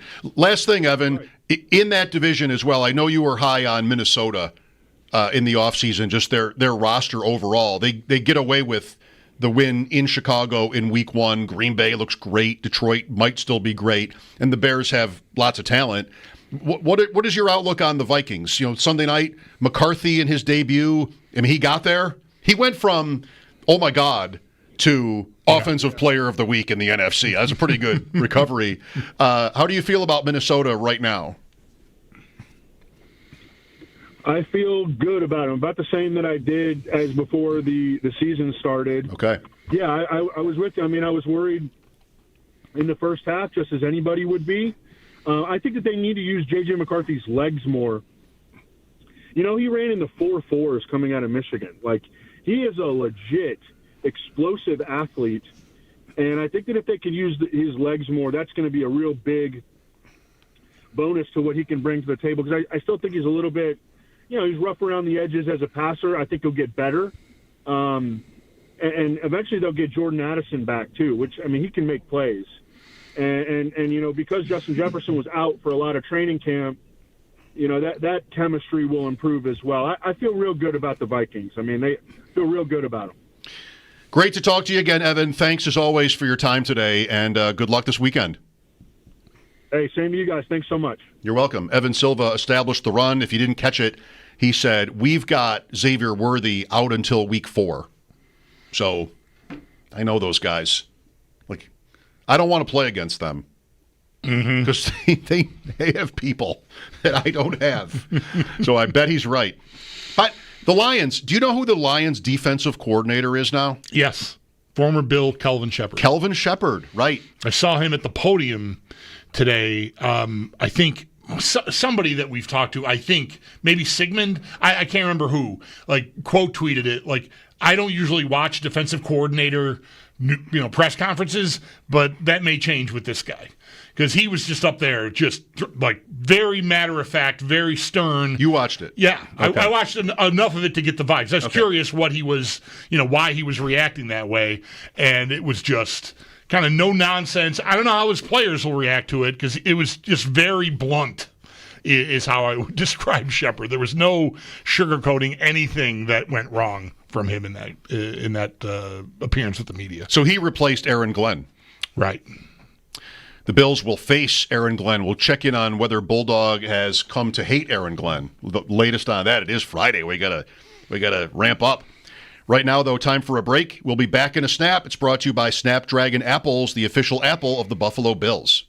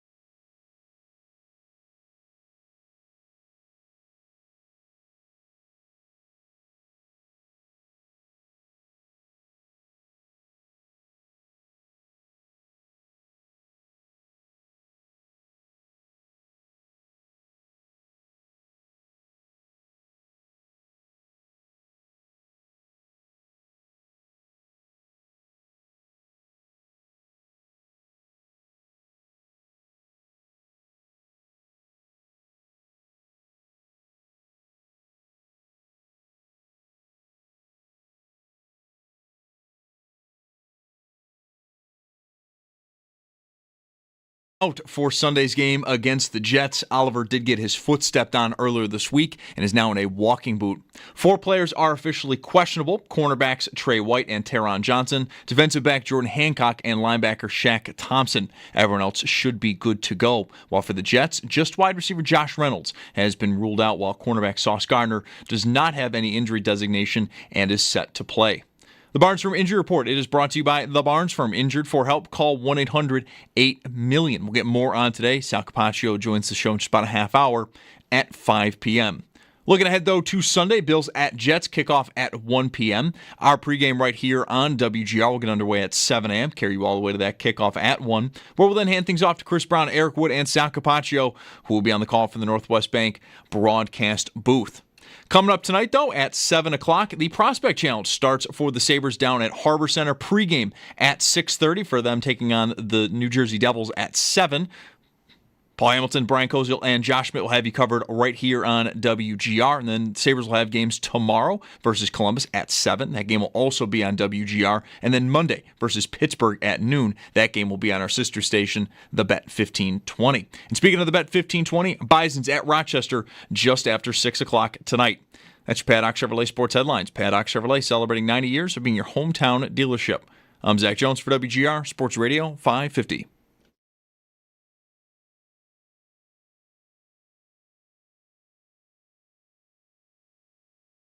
The effort was there just in terms of the execution and some of the level of detail and level of standard that we talk about play in and play out. These guys are young guys, and it's going to take some time for them to get to that level and get to that level on a consistent basis. They worked hard this week on, looking to improve on that, and that'll continue today. Sean McDermott this morning on WGR. TJ Sanders, Deion Walker might be important Sunday against the Jets. No Ed Oliver probably for at least 2 games. I say that because Adam Schefter tweeted about the injury and called it multi-week. And they play Thursday night next week, so that would be 2. The injury, it seems, happened 2 days ago. Right, at the end of practice, or at some point in practice on Wednesday, he got his foot stepped on. I guess didn't think it was a problem, and then it became a problem overnight. Thus, it not being listed on the Wednesday injury report and just sort of cropping up on Thursday after the walkthrough and everything that we talked about yesterday with Sal when they walked in the locker room and he's there with a boot on and got the scooter and all the stuff. Yeah, tough, man. Those guys, I think you can still be optimistic about them as picks and about them as prospects, but it did not start well in week 1 for either Walker or Sanders. And, yeah, I would think their roles are going to grow here in week 2. It looks like from what we heard from fellow defensive tackle Daquan Jones today after practice that Zion Logue is going to be elevated from the practice squad. And I suppose he could play more snaps than either of those guys. He's been around a little bit longer than those guys have been around. But either way, no Oliver means those dudes are going to be on the spot. And they weren't. They had to get them off the field against the Ravens. The rotation was heavily slanted, more heavily than normal slanted toward Oliver and Jones, almost 70% of the snaps. And it's last year when they've got the rotation right, it's like a 60-40 thing, I think, usually. So that's not a dramatic uptick. It could have been a situation in the game, too, like we're late, we're going to skip the rotation here in the fourth quarter because we want our best guys out here. We're trying to get back in this game. I mean, game situation could have played a part in it, but they were on the field for a lot of negative plays, those guys. So they're on the spot, man. And I think with that, Brandon Beane is on the spot. You want to go to work on your defense and your defensive line especially. That was absolutely the modus operandi of the offseason. I mean, they poured assets draft-wise and free agency-wise into the defense and specifically the defensive line, and they're going to need something. I mean, a reason you do that is to have, sure, you want good depth and good rotational pieces. You also want to be able to offset the odd week or two when one of your main guys is going to be out, like we are now currently sitting in with Oliver, missing certainly this game and quite possibly next week. So, Let's go, DJ Sanders. Time to validate that draft status. The Barnes Firm Injury Report, brought to you by the Barnes Firm. Injured? For help, call 1-800-8-million. Football Friday on WGR, brought to you by Celino Law. Car crash? Call Celino. Call the 8s. And by Crosby's Pizza and Subs. Crosby's Hometown Fuel. Game day ready since 1922. There is a hockey game tonight on WGR after our show. Actually, coverage starts at 6:30 for the Sabres' first appearance in the Prospects Challenge, the annual Prospects Challenge at Harbor Center. They'll play the Devils Prospects tonight, throw out the record books. And the Sabres are looking for fan input on a new goal song. Sneaky Joe has a friend who is, what was the word Joe used when he and I talked about this? Something like this, a shipwreck enthusiast. Okay. He's really into shipwreck history. And it's the 50th year of the Edmund Fitzgerald Gordon Lightfoot song. Uh-huh. So Joe thought maybe that's a pithy choice for a... You know what, though? I mean, of course, it's a joke. Shouldn't the Sabres just go full-on counterculture with these songs at this point? I mean, have all the easy choices gotten them anywhere? Give me some Cannibal Corpse. Give me some Slayer. Yacht Rock. Ambrosia. Okay. Well, I'm going to. You're going from mainstream to the one end. I'm going to the spikes. This country is so divided. I'm going to the Spikes and Blood side. Okay. Can't we meet in the middle? Death metal. Okay. Well, the middle is where they live. I mean, that's one way or the other. Let's just do something else. I'm sick of trying to always be the poor man's version of the good teams. About as edgy. It's just like, let's do it differently. Let's go. Michael McDonald. All right? Yeah. Pick a Journey. Well, Journey isn't that far afield, but still, let's just be, how about the Slappy Drafter song that Pete Overzet whipped up on the Ship Chasing channel? Like, that'd be a great, that's my official choice. It's my official nomination for the goal song. Slappy Drafter. Speaking of this, the goal songs and Sneaky Joe, I did see through a retweet before our show started that the Sabres, they're asking for fan input, and they had a drop-down menu where you could suggest songs for individual players, and J.J. Paterka was still on the drop-down menu. Which seems like a bit of an oversight. So, you might want to get that buttoned up. I think, try to get that together. But, yeah. Is somebody protesting that trade from within? I don't know what's going on there. Somebody just didn't update the database, I guess. So, who's on the team is your that would be point? good. Yeah, and don't have it be like a guy that is one of your best goal scorers that wasn't a super popular trade, considering that you really did not replace him in any credible fashion on the roster. His production, anyway. You're hoping Zach Benson and Jack Quinn take a step or something. That stung when I saw. Come on, I didn't mind what they got for him, provided they were going to go out and make another trade, but they never did. Typical, and so here we are. Instead, we're signing journeyman lousy goaltenders, which happened yesterday. Gorgiev, right. There's some talk of some injury, a tweak or something on Luukkonen. I read a piece from Chad Dinaminis, Expected Buffalo, sort of calling that shot recently, before this happened, that they probably should want to insulate themselves a little more in Rochester than they are, because it's, Luukkonen and Lyon here is the plan, and Levi the number one in Rochester, and beyond that, it's kids. And, development is important, but you might want to have another veteran around. And Gorgiev was a guy he even mentioned for that. So that kind of made sense, because like a lot of you, if you saw that last night around 7 o'clock or so when that broke, like, what? Yeah. First thought I had was, is there an injury? And then I remembered what I'd read from Chad, and like, okay, well, that makes sense. But maybe it was more because of an injury than the insulating point. But either way, they signed a bad goalie. You never know. Probably a bad, right? A mostly last year bad goalie. Needed somebody. Yeah. So anyway, just get weird, Sabres. Sorry, I started making hockey points. I didn't know you weren't done with them. Well, that's fine. I love hockey points as much as anybody, but it's just like you're sort of doing the same thing as everybody else, and I don't know. Is that ever going to be good enough? Yeah. Obviously, I'm just. What am I even saying? talking about goal songs, the thing not the roster. The thing I like inside the arena that they do, the thing I like the most that they do. Things on hot dogs? That they actually have toppings on hot dogs? Has nothing to do with the hot dogs or the food menu. It is in this vein. I think to start the third period is when they play Ace of Spades by Motorhead. And I really like that. Like that song never fails to get. Now, I don't know if they do it if they're losing, and maybe losing badly, but it's just a great, like, let's get this thing going song for me. And I love that they have been playing that. I hope they continue, because I really like that. That's about as edgy and like leather and studs as a hockey arena gets, as Motorhead. It's just so loud. Yeah. It's turned all the way up. It's awesome. It's just so loud. Turn it down a little bit. Just a little bit. Some of us need that. I mean, the Killers? Wow, I can't get that anywhere else.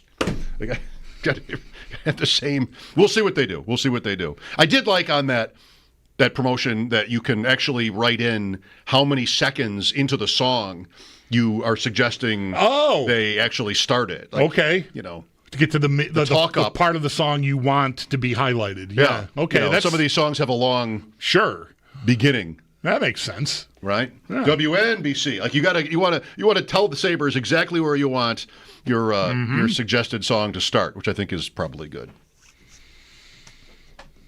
Seattle at Pittsburgh on Sunday. This will be a game we won't see. Mm-hmm. The Franco Harris Bowl. That's right. Franco Harris in Seattle. So Seattle, I like the Bills also, but I liked Seattle the same when I was a kid. And they got Franco Harris. I thought that was so cool. Because, he's a big star, winning Super Bowls and everything like this. And I didn't care about replacement value of running backs or anything like that. Franco Harris is wearing a Seahawks uniform. You knew who he was, right? Yeah, I knew who he was. One year. I don't think that much happened. But he was on the Seahawks. The late Franco Harris. And he didn't play anywhere else. I don't think so. All right. Penn State. Because it's easy to forget that he was even in Seattle. Is. He's so identifiable. Immaculate reception, the Super Bowls you mentioned. I mean, he's one of those. He's like a Mount Rushmore candidate for Pittsburgh football, I think. Yeah, I think you might be right. Franco's Italian Army. Is that one of your picks? And Seattle, Pittsburgh? And he'd look good on a Mount Rushmore, too. Like he's got a very distinctive head. Great head. Great face. Great head. Great head. The beard. Great head. Great head. Oh, God. It is a great head. Sal, I am not picking that game. No? No. I think I am. Yeah. Sal coming up at 5. It is Football Friday. Mike Schopp and the Bulldog, WGR.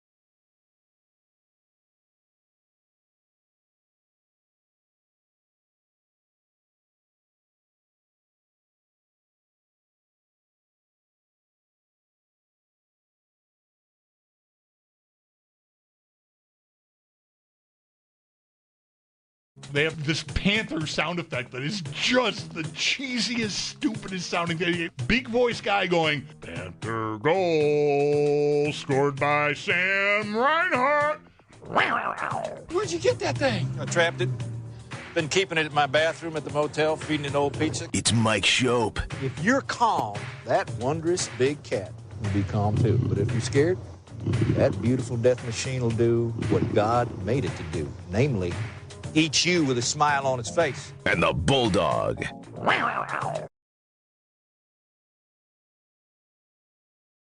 Calm, that wondrous big cat will be calm too. But if you're scared, That beautiful death machine will do what God made it to do, namely, eat you with a smile on its face. And the Bulldog. On WGR Sports Radio 550. Bulldog. They have this Panther.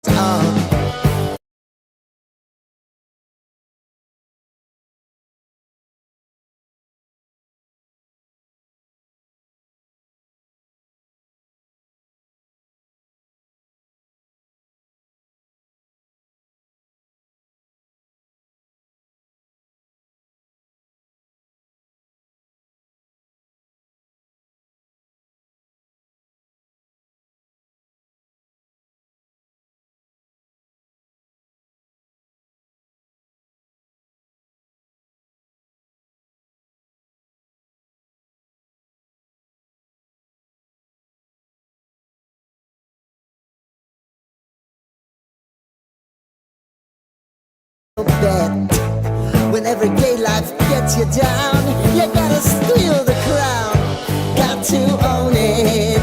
Don't bitch and moan about it, please. God forbid you scrape your knees, and it's nothing to sneeze at. Oh, I've told you over and over again, you gotta get both hands around it and make your own plans.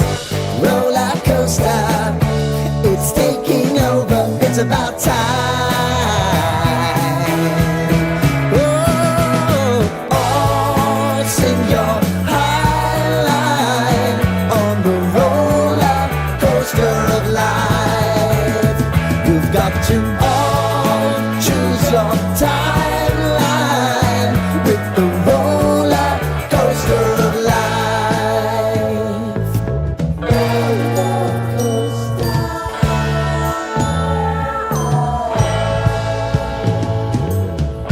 I want to go down the rabbit hole, down the rabbit hole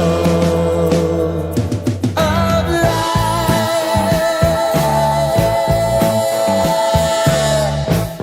And now it's about to leave. Oh, roller coaster.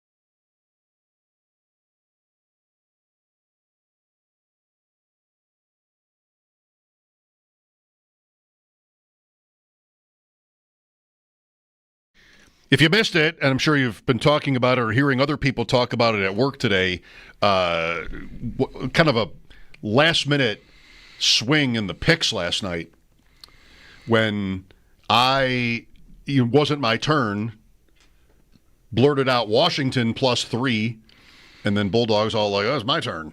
Like, oh, you're right. You're ahead. Yeah. And then he's like, Washington -3. I'm like, Green Bay.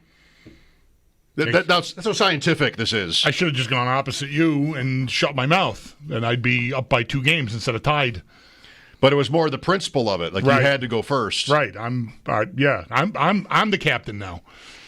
The person in the lead goes first so that the other person doesn't just pick all the games like the same or something like that. If you were in the lead but went second, you could just copy me every week, and I would never catch up. Right. Which really, wouldn't that be in the spirit of the picks right there? The whole season. Yeah, right. The whole season is just the second person copying everything the first person does so that the standings never change. That doesn't sound like fun at all. No, that doesn't sound like fun at all. Sam Panayotovich sounded like he was on Indianapolis. He is as contrarian as I know anybody to be when it comes to like what the public says. Like I don't mean this as a negative because he's a lot of fun and nobody gets them all right. But he was big on Washington. And part of his thing was like sort of making fun of the Green Bay hype. All right, calm down. Better than the Bills and the Ravens, calm down. Fair point. Mm-hmm. And then Green Bay looked like they might be that good. Yeah, they did. So the defense was really nasty. Parsons really makes a difference. Yeah, and so he's got like Denver as a public team that maybe more. I watched this morning, and their producer guy Paul was talking about this. Like I think maybe Denver, one of the teams being bet the most by the public, and Sam I think is just somebody who just cannot resist going against those teams, or often. Part of his MO is to do that. So Indy, that leaves you on Indianapolis at home against the Broncos, getting maybe 1.5. It's a little bold. If the Dolphins, they beat the Dolphins. If the Colts start 2-0, Miami might not be good, but they handled Miami. And then if they can beat Denver, a playoff team last year, that would really be that story. Would really be something. I think that would really be something. I'm picking that game. I'm on Denver. I saw 2.5. I don't know if it's changed. I'll update as soon as we get there. But I feel like you're in my head a little bit. Like the overreaction to the Colts. Denver was underwhelming. They won. I want to sit with. I want to get in on that. So if that spread should be bigger, it's not. Fine. I'm going to back Denver. I think they're the better team. I'd be stunned if Indianapolis can. I think it's more about how bad Miami is, but we'll see. It's 1 week, So, and they've got the Patriots, and Yeah. Also less than a field goal. That one. Green Bay, though. I ended up on Green Bay because I remembered that I was off Washington right this summer, and then they went and played the Giants, and they kind of crushed the Giants. And I liked the idea of the Giants last week, but it didn't happen. And so I was ready to take Washington, flip to Green Bay because, you know what? I'm kind of off Washington. And why would you be off Washington? Exactly why last night. Like, that's why. It's not just because Green Bay added Micah Parsons. It's just it's Dan Quinn, Like, it just wasn't right away, I thought. And for most of this game, until like the Bills game, one team was down so bad they had to be different, and the Bills got away with it. The Commanders did not. It just was a little bit of they were tiptoeing through this game. Maybe keep it close. We had a caller yesterday criticize Sean McDermott for this. I feel like 2 years ago or 3 years ago that was a more appropriate criticism of him than since. But I feel like that's what Washington was. Daniels didn't really want to run, maybe, and they just kept everything pretty much inside. A couple of drops. Their skill position talent isn't that great. Noah Brown had a couple of big drops in that game, and somebody's out there going, if you just had somebody better, So Debo does look like maybe he's Debo. Yeah. So far. Yeah. The first sighting of him in a Washington uniform, I thought he was on like the Kelvin Benjamin, I'm going to be a tight end soon train. He looked very heavy and slow-footed. Heavy-footed is how I would say. And yeah, he looks like rejuvenated, almost prime Debo to me so far. So he's so interesting. Yeah. Angles are so interesting. He's just so physical. Like he plowed into at one point like 3 tacklers, and he didn't break 3 tackles, but the pile moved. Like that's a wide receiver. That does not happen. That a guy is going to be surrounded by like 2 DBs and a linebacker and still get like an extra couple yards. But that's him. Like he's got a lot of power. They did lose Eckler, it appears, for the year. Torn Achilles, and the Packers lost Jaden Reed. I don't know if it's for the year, but broken collarbone, that was tough. I mean, I'm just fantasy watcher. You don't want to lose anybody early, and that play was a 3rd and long, maybe 3rd and 9. And Love drops back, and you see the flag in the backfield. Like, okay, well, this isn't going to count. Whatever happens here is not going to count. And he throws a beautiful pass right in the bucket to Reed, who catches it at the front right pylon, would have been a touchdown, and just gets absolutely crushed by 1 or 2 even Washington defenders, and immediately he's hurt. And it's the worst for the guy, you know, because, or if you even started him, whatever, it's different, of course. But You're not getting the 0. points because of the flag, and he's hurt. The play won't count, and this looks like a serious injury, and he was. So you could have started him last night, and you got 0. That's how that goes. Sal Capaccio after the update. Football Friday continues. Mike Schopp and the Bulldog, WG.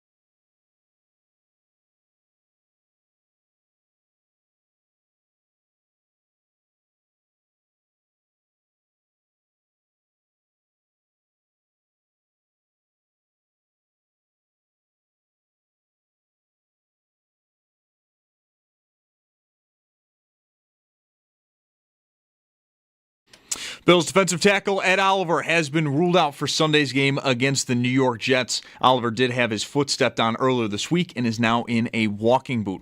Four of the players are officially questionable: cornerbacks Trey White and Taron Johnson, defensive back Jordan Hancock, and linebacker Shaq Thompson. Everyone else should be good to go. While for the Jets, just wide receiver Josh Reynolds has been ruled out. Cornerback Sauce Gardner does not have any injury designation and is expected to play.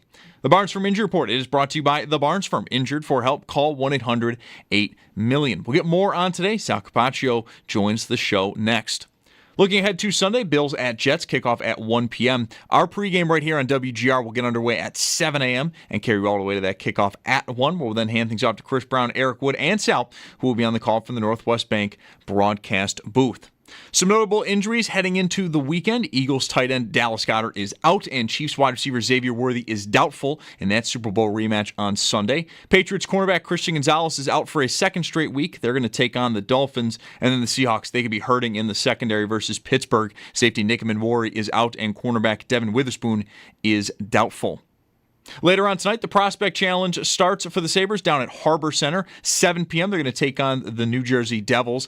Pregame, though, right here on WGR will get underway at 6:30. Paul Hamilton, Brian Koziel, and Josh Schmidt will have you covered this evening. And then the Sabres, they'll have a game tomorrow at versus Columbus at 7, also right here on WGR. And then Monday versus Pittsburgh at noon. That's going to be on the Bet 1520. Speaking of our sister station, Bison's at Rochester just after 6. You can find that over there. And then just after 7 o'clock, Blue Jays host the Orioles. The Yankees, they're in Boston versus the Sox. And then the Mets, they host the Rangers. That's your Paddock Chevrolet Sports Update. Paddock Chevrolet celebrating 90 years of being your hometown dealership. I'm Zach Jones for WGR Sports Radio 550.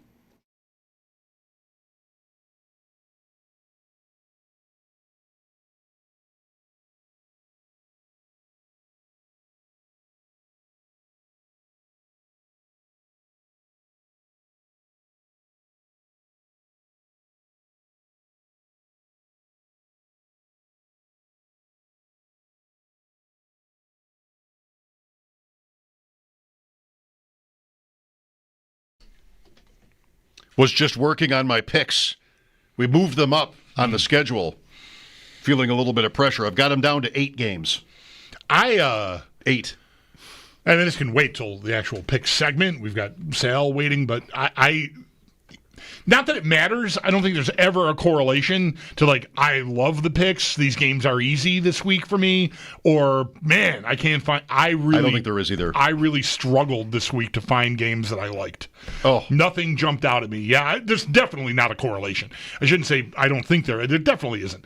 But some weeks it just feels like, oh, yeah, that's cake. I don't think there is either. I've never tracked it. I wonder, though, do the weeks... I would like Sal's opinion on this, too, because Sal does his underdog picks and such.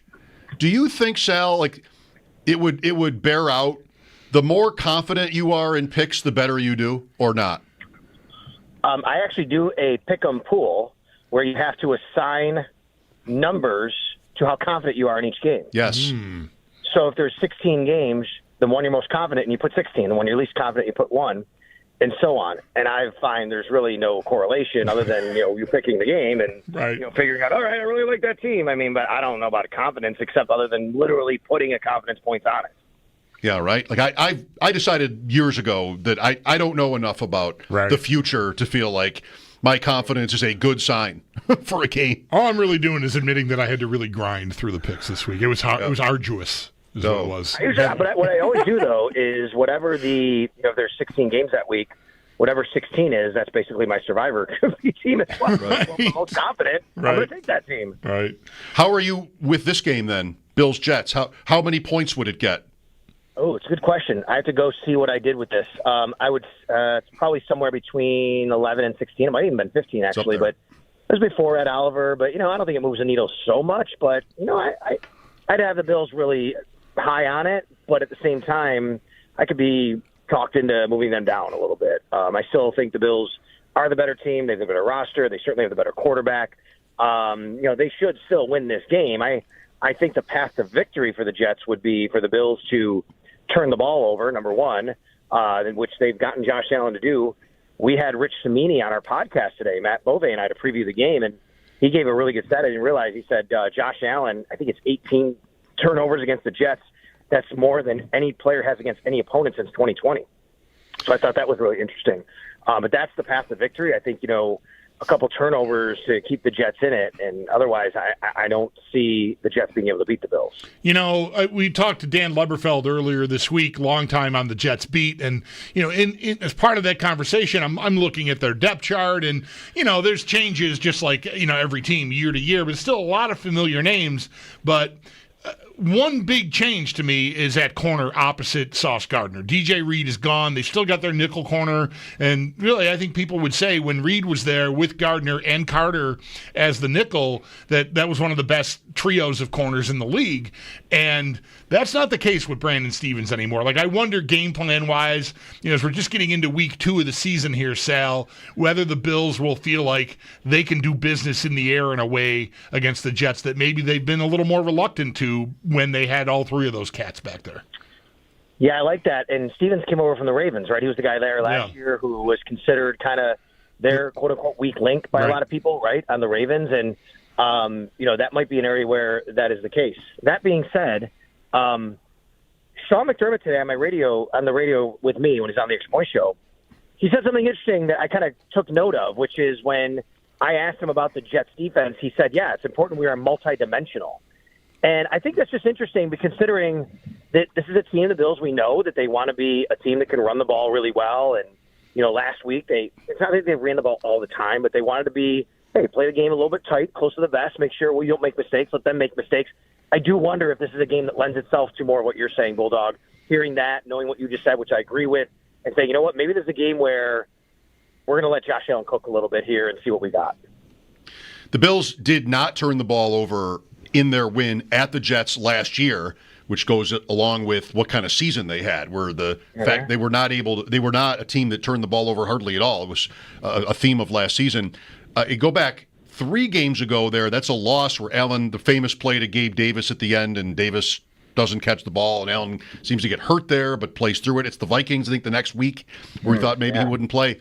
But there were 2 interceptions, and Allen also fumbled twice in that game, but didn't lose either one. So the games in New York, they've had that, and they've also had, and maybe this isn't much, it's something we've talked about really much, Sal, but Garrett Wilson, touchdowns in some big games. Last year the Jets had the Hail Mary to Lazard, I think it was, at halftime. But Wilson can be a problem, and I think one thing that Week 1 showed for them is that Justin Fields might be capable of feeding him. No doubt. He had 9 targets. The next closest receiver had 3, and I believe he's out. That's Josh Reynolds. Well, or at least, I don't know if he's declared out. I didn't see their injury report officially, but he didn't practice yesterday. If you guys have seen it, you can tell me. But anyway, if Josh Reynolds isn't playing, they're looking at, what are they looking at their receiving core? And again, according to Samini, when I had him on today talking on the podcast, he really kind of made it like, hey, this is all they have, Garrett Wilson. Like, after that, if you can limit Garrett Wilson, you got a great job of shutting down the receiving game because they don't really have anything. And it just sounded pretty ominous from that standpoint. But the point is what you said, Mike, which is right. He's really good, and he's beating the Bills. Remember he had that catch over Trey White in that Monday night game a couple of years ago. We know that. I'm just really interested in if the Bills are going to have Christian Benford follow him.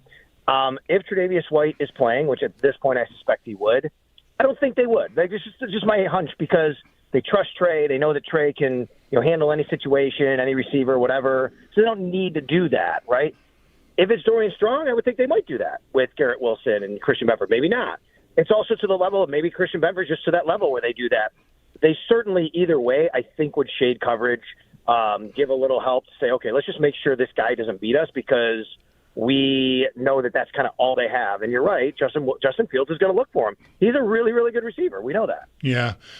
Beyond Josh Reynolds, Sal, I mean, be careful what you wish for here. We don't want one of these guys to end up haunting us and the Bills on Sunday. But Lazard is still there. I thought that was illegal. Rodgers is gone. I don't know what he's still doing there. Why he's not in Pittsburgh is a mystery to me. But if no Reynolds is there, it's Arian Smith. The slot receiver is Tyler Johnson, who came over from the Rams, and then it's Isaiah Williams. These are not names that I'm, not being the fantasy player Mike is, familiar with. I don't really know the last one. I don't know the last. I know the other 2. I don't know the last one. Put Mason Taylor in that right? bucket too. The tight end. Yeah. He only had maybe one target. It was one catch last week, the rookie, Jason Taylor's son. But I kind of like him. I liked him coming into the league. So there's another guy for Bulldogs list, Sal. Yeah, the slot guy you mentioned there, Johnson. What's his name? Thank you. He's been around the league a little bit, and it's not anything special, but you're right. You never know. You could, all of a sudden you just pop off for a big game. You have a big play, and things can kind of change there.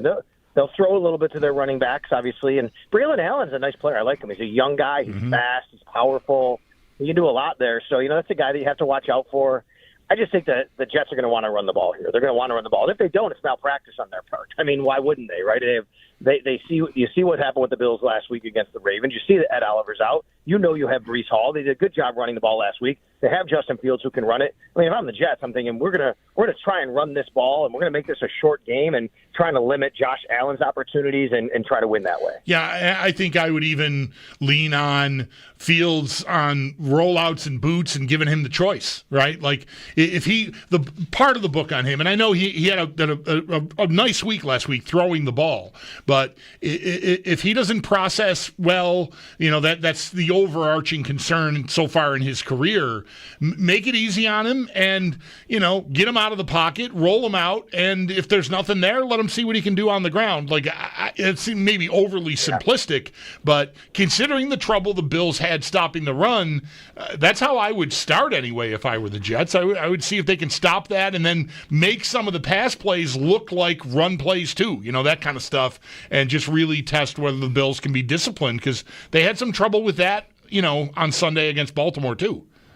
Yeah, for sure. I mean, I thought it was a bit of an issue on the edge. It's a double-edged sword, though, right? It's tough to criticize, but it's true. Like, you have to be able to watch for Lamar Jackson to pull the ball out and go, and you have to be able to kind of stop that, and limit that. But at the same time, I mean, when you're Joey Bosa or A.J. Epinesa, I talked to A.J. Epinesa about this. Like, look, your whole life you're taught to just go to the quarterback, right? And, go to the running back or go to the ball carrier, I guess, when you're a defensive end. Yes, that's what you're doing.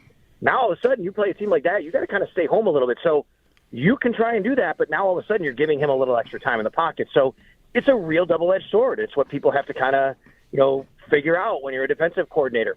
I didn't think the Bills did a great job on the edge of maintaining and keeping contained on Lamar Jackson, and I'm quite sure that the New York Jets took note of that with Justin Fields, and I would definitely expect Justin Fields to have a few of those runs, especially when they get in the red zone. That's when they like to do that with him. I have never seen the Bills face Justin Fields. He's been in the league 5 years. He did face them once, but I was without power. It was the blizzard. The Christmas time game, right? The blizzard on Christmas Eve and Christmas Day, and we went 40 hours, and I just had to find out what happened in that game. I never went back and watched it. Is that bad? The Bills beat Chicago on that. It was cold there too, right, Sal? It's the coldest game. It's really the coldest game I've ever been on the sidelines for in Chicago that day.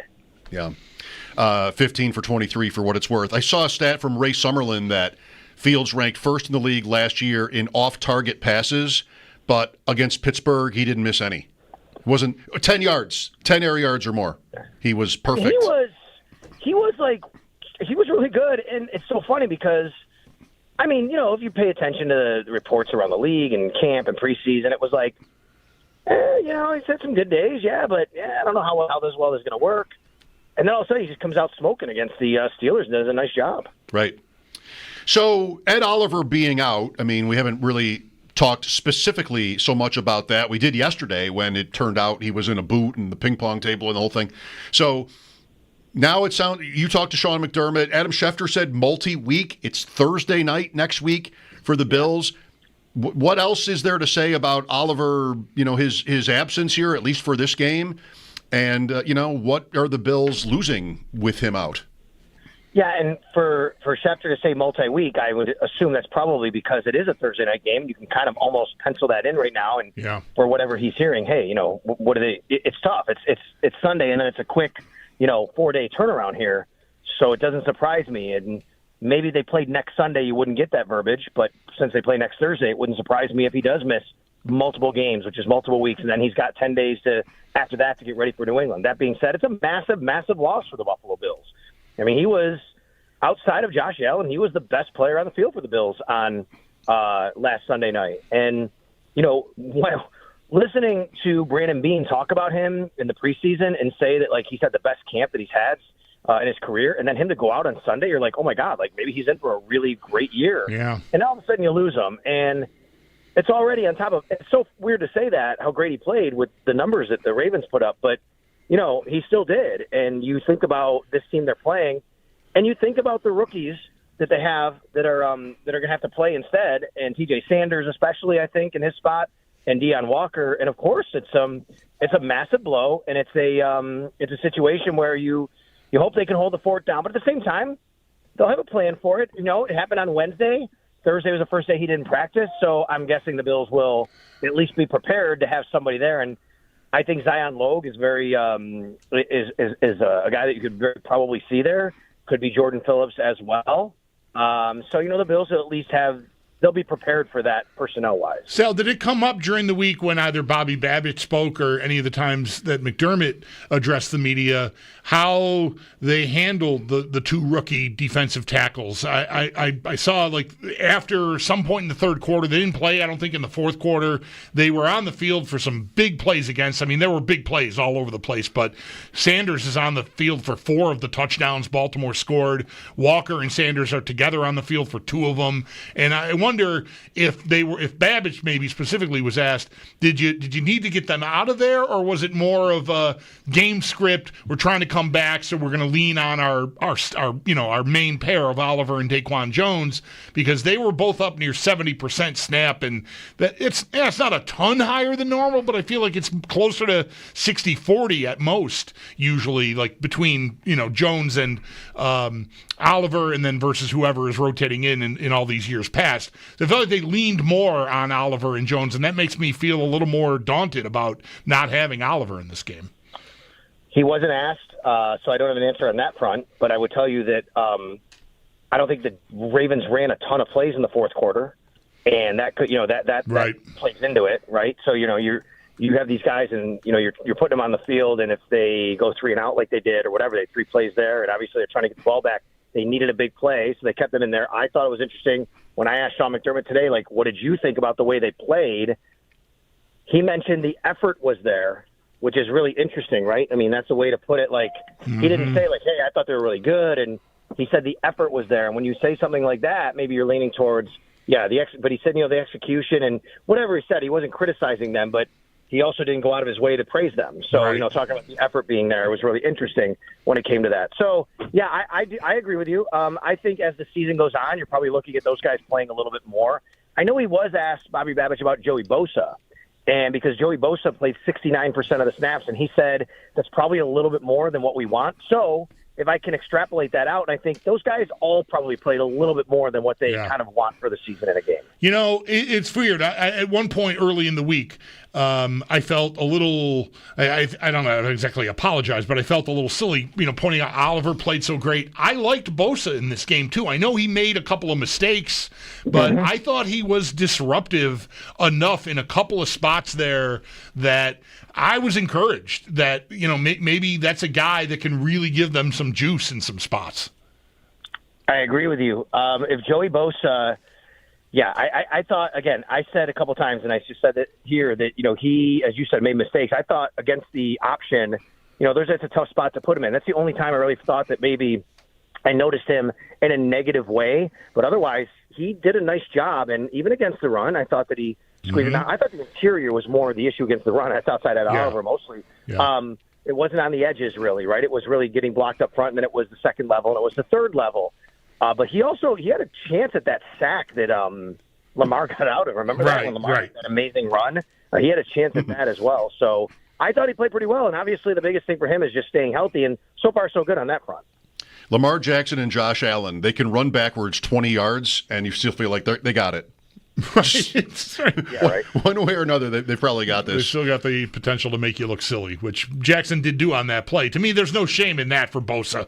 Like that is going to happen. I'm more encouraged that he was in a position to create that play, and against maybe Fields isn't even the athlete that Jackson is. I think most quarterbacks, if he gets a guy back there like that, he's going to probably make the play on. Yeah, I think so too. That's just, what are you going to do? It's a generational type of talent in that situation to be able to escape out of that. And then to escape out of it, and then, of course, there's going to be a lane up there, but obviously it's Lamar Jackson, so he makes even more of it than even most guys would if they did get out of it. Sal, before you go, belated congratulations on your awards the other night from the Buffalo Broadcasters Association. Good for you. Thank you. I appreciate that. And congratulations to you guys as well, because WGR was named Radio Station of the Year by the Buffalo Broadcasters Association, and it takes everybody on board to really be recognized like that. So super proud of everybody at the station, and thank you very much. And to be a finalist with some of my best friends for basically the Sports Broadcaster of the Year, Josh Reed, John Scott, Matt Bove, Dom Tibbetts of Channel 7, is an honor just to be mentioned with them, but to actually receive the award and to win it is pretty incredible, and I'm blown away. So thank you. All right. Enjoy New York. All right. Thanks, guys. That's our Sal Capaccio on the Wester Hotline. His appearances are always brought to you by New York's only outlet liquor. When you need to stock up, it's the place to buy a case. What's your outlet? How do I sort of elbow in on that best use of social media? The ADP chasing, there's no Buffalo element, really. No. We talk about the Bills sometimes. We talk about all the teams. Yeah. I mean, the song, Slurpin' the Dipperino, there's some stuff. Really, it was a fabulous year, I thought, for ADP chasing. Not recognized. What is this Slurpin' what? Slurpin' the Dipperino. That's a Davis Maddock line. When a guy is falling in drafts, you're going to slurp that up. Slurp up the Dipperino on whoever. Wow. James Cook, when he's holding out. So much lingo. Holding in. All this lingo from that you. Might be the problem. From you ball knowers. That might be the problem. Too much lingo. Too much jargon. You couldn't even really follow it. The fact that it's not Buffalo-centric, I think, is at inception, that's problematic. I think in order to be recognized for social media, you have to be brave enough to actually use it. Right. And be out there. And I don't even want to open any of my apps anymore. I don't want to go there. I'm asking myself. And I'm looking at it for news, but I don't. I'm asking myself all the questions. At Buffalo Broadcasters, so maybe can one of the other Broadcasters Association at least nominate us? So that... Let me get on the horn with Sloan. See if the Sloan Broadcasters Association. I need to start a Broadcasters Association and then nominate myself. The Fillmore Bailey. That's too close to Sloan. I don't know. Topeka? What did we do wrong, huh? These are well-meaning guys, smart guys. Just some good Topeka people. We didn't even really. Maybe we did, and I just don't know. We are going to have picks next, moving things up a little bit. The Sabres Prospect Challenge, well, they take their first turn in the Prospects Challenge tonight against New Jersey. Paul Hamilton, a part of our broadcast coverage, starting at 6:30. Maybe you'll be down there yourself at Harbor Center. Fun weekend. The Devils, Bruins, and Penguins prospects, as well as the Sabres, all competing through Monday. Mike Schopp and the Bulldog. It is Football Friday here on WGR.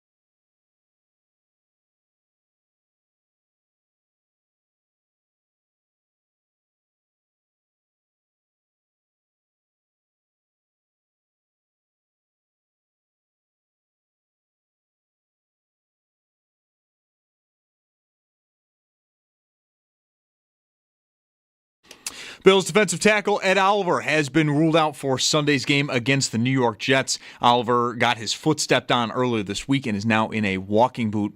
4 other players are officially questionable: cornerbacks Trey White and Taron Johnson, defensive back Jordan Hancock, and then linebacker Shaq Thompson.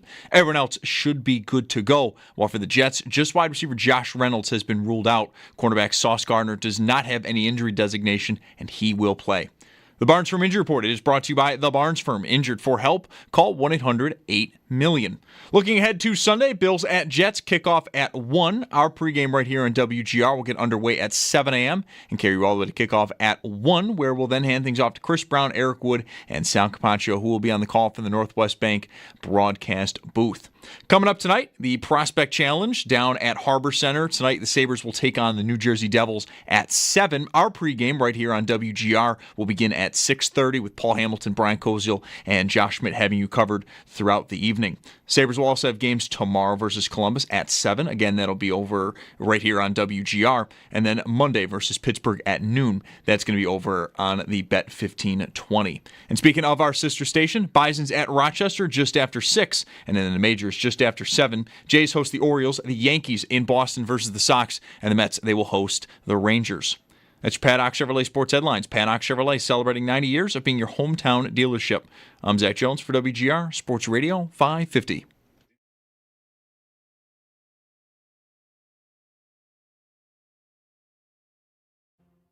And what if I did do it? Even though I admit to nothing, never will.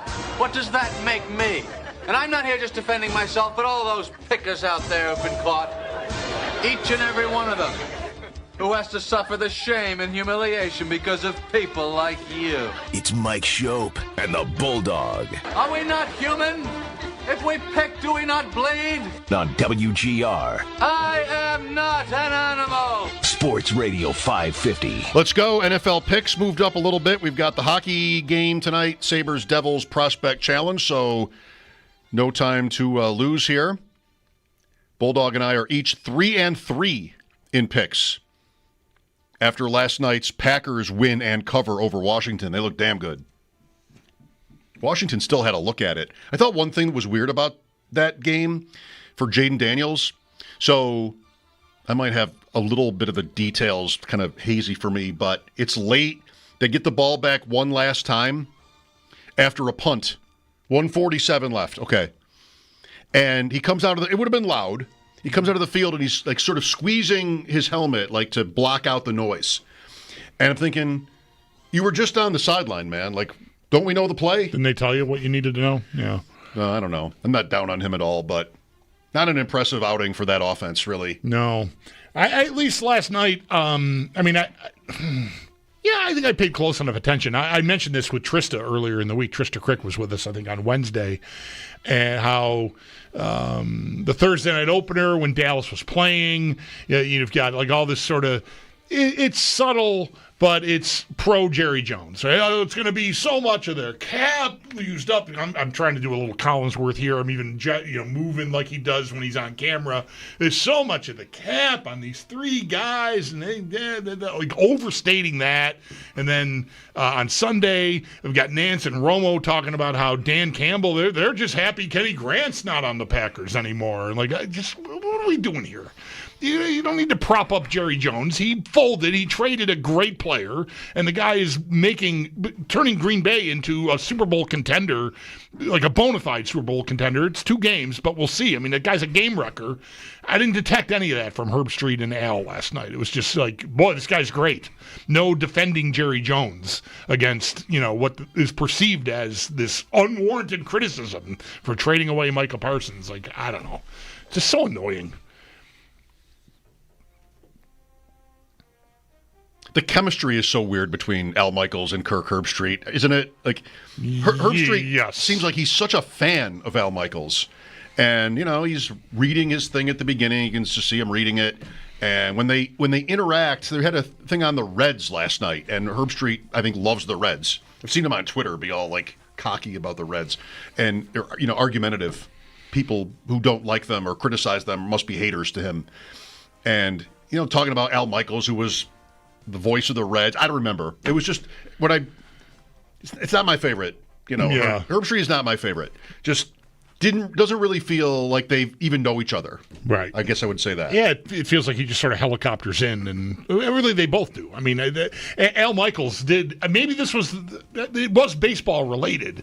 He was talking about his career at one point. The camera was on them. Yeah. They were talking in the booth, and he said something about, and I left and went to the Giants. That was the segment. So I followed the money, and I thought, like, that's pretty good, because a lot of people are accusing him of doing that exactly right now, that he's still in the booth, just collecting the checks. But I liked how somewhat self-deprecating that was. Yeah, he is that way, isn't he? Yeah. That was the segment I was thinking of when they talked about the Reds. Okay, we're tied. You had the lead, so you get to go first. I do. All right. I thought we would revert back to last season because you won, but that's right. I was ahead. So I'm the last person with the lead. I had the last par, I guess, is how we. You're on the tee. I'm on the tee box. All right. Well, let's see. I'll start with college, just because everyone's really interested in this game. I love these early season ridiculous point spreads. I don't know. Need it be said? I really don't know much at all about Indiana football. Uh-oh. They are favored by 40. They do have an offensive-minded, they got like one of these guru coaches, right? So they were in the playoff. Right. Minus 47.5 hosting Larry Bird in Indiana State. Larry Bird is not walking through that door, Indiana State. No. What if he did? I'll take Indiana minus the 47.5. What's the total? You don't know? I could find it pretty quickly. I wonder what the implied score of that game is.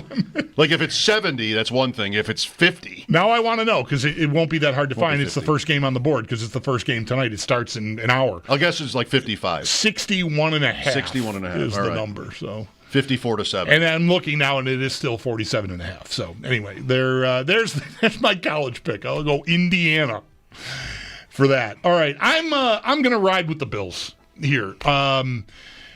Just should be a better team. I know what I'm. The bet is, minus 6.5. The bet is mostly we're all wringing our hands about how they looked against Baltimore, and no Ed Oliver and whatever. I don't know. Like, Justin Fields could throw the ball to you 3 times in this game, and no one would be really that surprised if that happened. I know he looked really good in week 1, but that's his career. He's had moments. Like, there's a reason why the Jets gave him the contract even they gave him, modest as it is. He's not settling for journeyman, let me just prove it. Well, I guess to a degree, as a starting quarterback he is, but it's still, he's not on the vet minimum or anything. So, I'll trust that he'll be erratic and that the Bills recognize that they should turn their offense a little bit loose in this game. Maybe the fact that they're down Oliver will cause them to start pushing the ball a little bit, try to exploit this Brandon Stevens on the outside, the corner that came over from Baltimore in free agency, avoid Sauce Gardner, and just try to let Allen cook. So I'm going to lay the 6.5 with the Bills at the Jets for pick 2 there. I'm going to run with the Eagles. I'm going to take them as a road favorite at Kansas City. I'm turning down Kansas City as a home underdog. I just think better team, the injuries, and really the form KC was in. It's a weird game. It's week 1. You're in Brazil. You can look past it if you want. I think the Eagles are better, and I like them to win this game and cover the very small spread. So I'll take Philly for pick 2, or actually pick 3 because I already did the college game. I mentioned this, an hour or so ago. I'm going to take the Broncos. I see 2.5 still at Indianapolis. Again, much better team. I think probably some reaction to the Colts looking as good as they did. I'm going to bet that we're going to find out that that's because Miami is that bad. We'll see. They play the Patriots this week. I'll take Denver. I think vastly the better team there at Indianapolis. On the road to 2.5, fine. I'll bite it off. And final pick, I'm going to run with the Rams. Minus 5.5. They did not look good, but Tennessee's got injuries. Nobody could catch the ball for Cam Ward, and I'll just trust that the Rams are going to be able to do enough business against Tennessee to cover 5.5. So there you go. Indiana tonight, minus 47.5. Bills, minus 6.5. Eagles, minus 1.5. Broncos, minus 2.5. Rams, minus 5.5. Were you tempted to take New England? No, I think Miami's probably really bad, but I'm not positive, and I just don't know how good either of them are. So I just wanted to avoid. I just couldn't get a good feel for that game. Miami is so. I'm not taking that game either. Miami is so close to being a buster pick. Like, how are you favored against anybody the week after that performance? But they are. It's just New England didn't win. New England wasn't good enough in its game doesn't quite qualify for buster. I know you're wondering, like, oh, how does one qualify for buster? Kansas City's a buster game, I guess, technically, where not only do you have 0-1 versus 1-0, but you had the Super Bowl before that, where Philadelphia dominated. I'll take the Chiefs plus 1.5. Maybe that's a slappy pick, but I'll take the Chiefs at home as an underdog. Maybe, like, always do that. Or is this year different? I guess we'll see. I'm going to take the Bengals. This was I don't think I picked the game last week, but I would have lost on it. Like, everybody knows how slow of a starter Cincinnati is. And that's got to be priced in. Jacksonville won its game. There's a little buster in this, too, that the public sort of moves too far to react to the previous week. Cincinnati, minus 3.5. You still have to pay the half point with the Bengals at home, but expecting a huge leap from their offense. And Lawrence just was not good at all against Carolina, even though they won. Would love a shootout there, actually. Yeah. All right, Chiefs-Bengals. Tampa, Monday night at Houston, plus 2.5. They escaped Atlanta. That game was just like always right on the wire. But Atlanta misses a field goal to tie it at the end. Tampa wins on the road. I think they can win another game like that at Houston. I just don't love Houston. Like, they've got some talented guys, but offensively, what are they? I mean, C.J. Stroud, I saw Theo Greminger today, 1 or 0 top 12 fantasy finishes from C.J. Stroud in like more than a year. Something like that. I don't know. The Bucs have Mayfield. Ibuka had a huge debut. Evans, Bucky Irving. I like the Bucs offense. I'll take Tampa on the road. Monday night. One of 2 Monday night games. All right. I'll take Carolina at Arizona. I like to get dirty. Carolina plus 6.5 at Arizona. Does Arizona deserve to be a touchdown favorite again? I said the same thing last week. I lost by half a point. They won by 7 at New Orleans. Didn't look great. New Orleans I think is terrible. You could talk me into San Francisco this week as well, but I didn't make the cut. Carolina plus 6.5 on the road. I'm not prepared for like Bryce Young to suddenly be bad again. Right. Like the coach. Come on, Carolina. And college, I will go with Alabama minus 20.5 at home against Wisconsin. I like Sam's Miami pick. I like his thinking on that, but I just feel like I'm copying him. These stakes are too high in here to do that. Yeah, definitely. I didn't realize it as I ran them all down. I've got 4 road favorites in the NFL. Oh, nice. 4 road favorites in the NFL, and then a huge home favorite in college. Nice. Driving around the league as we look at these other games, brought to you by Mike Barney Nissan. Awesome cars, great dealership, lousy jingle. Mike Schopp and the Bulldog. We'll be right back. It is Football Friday on WGR.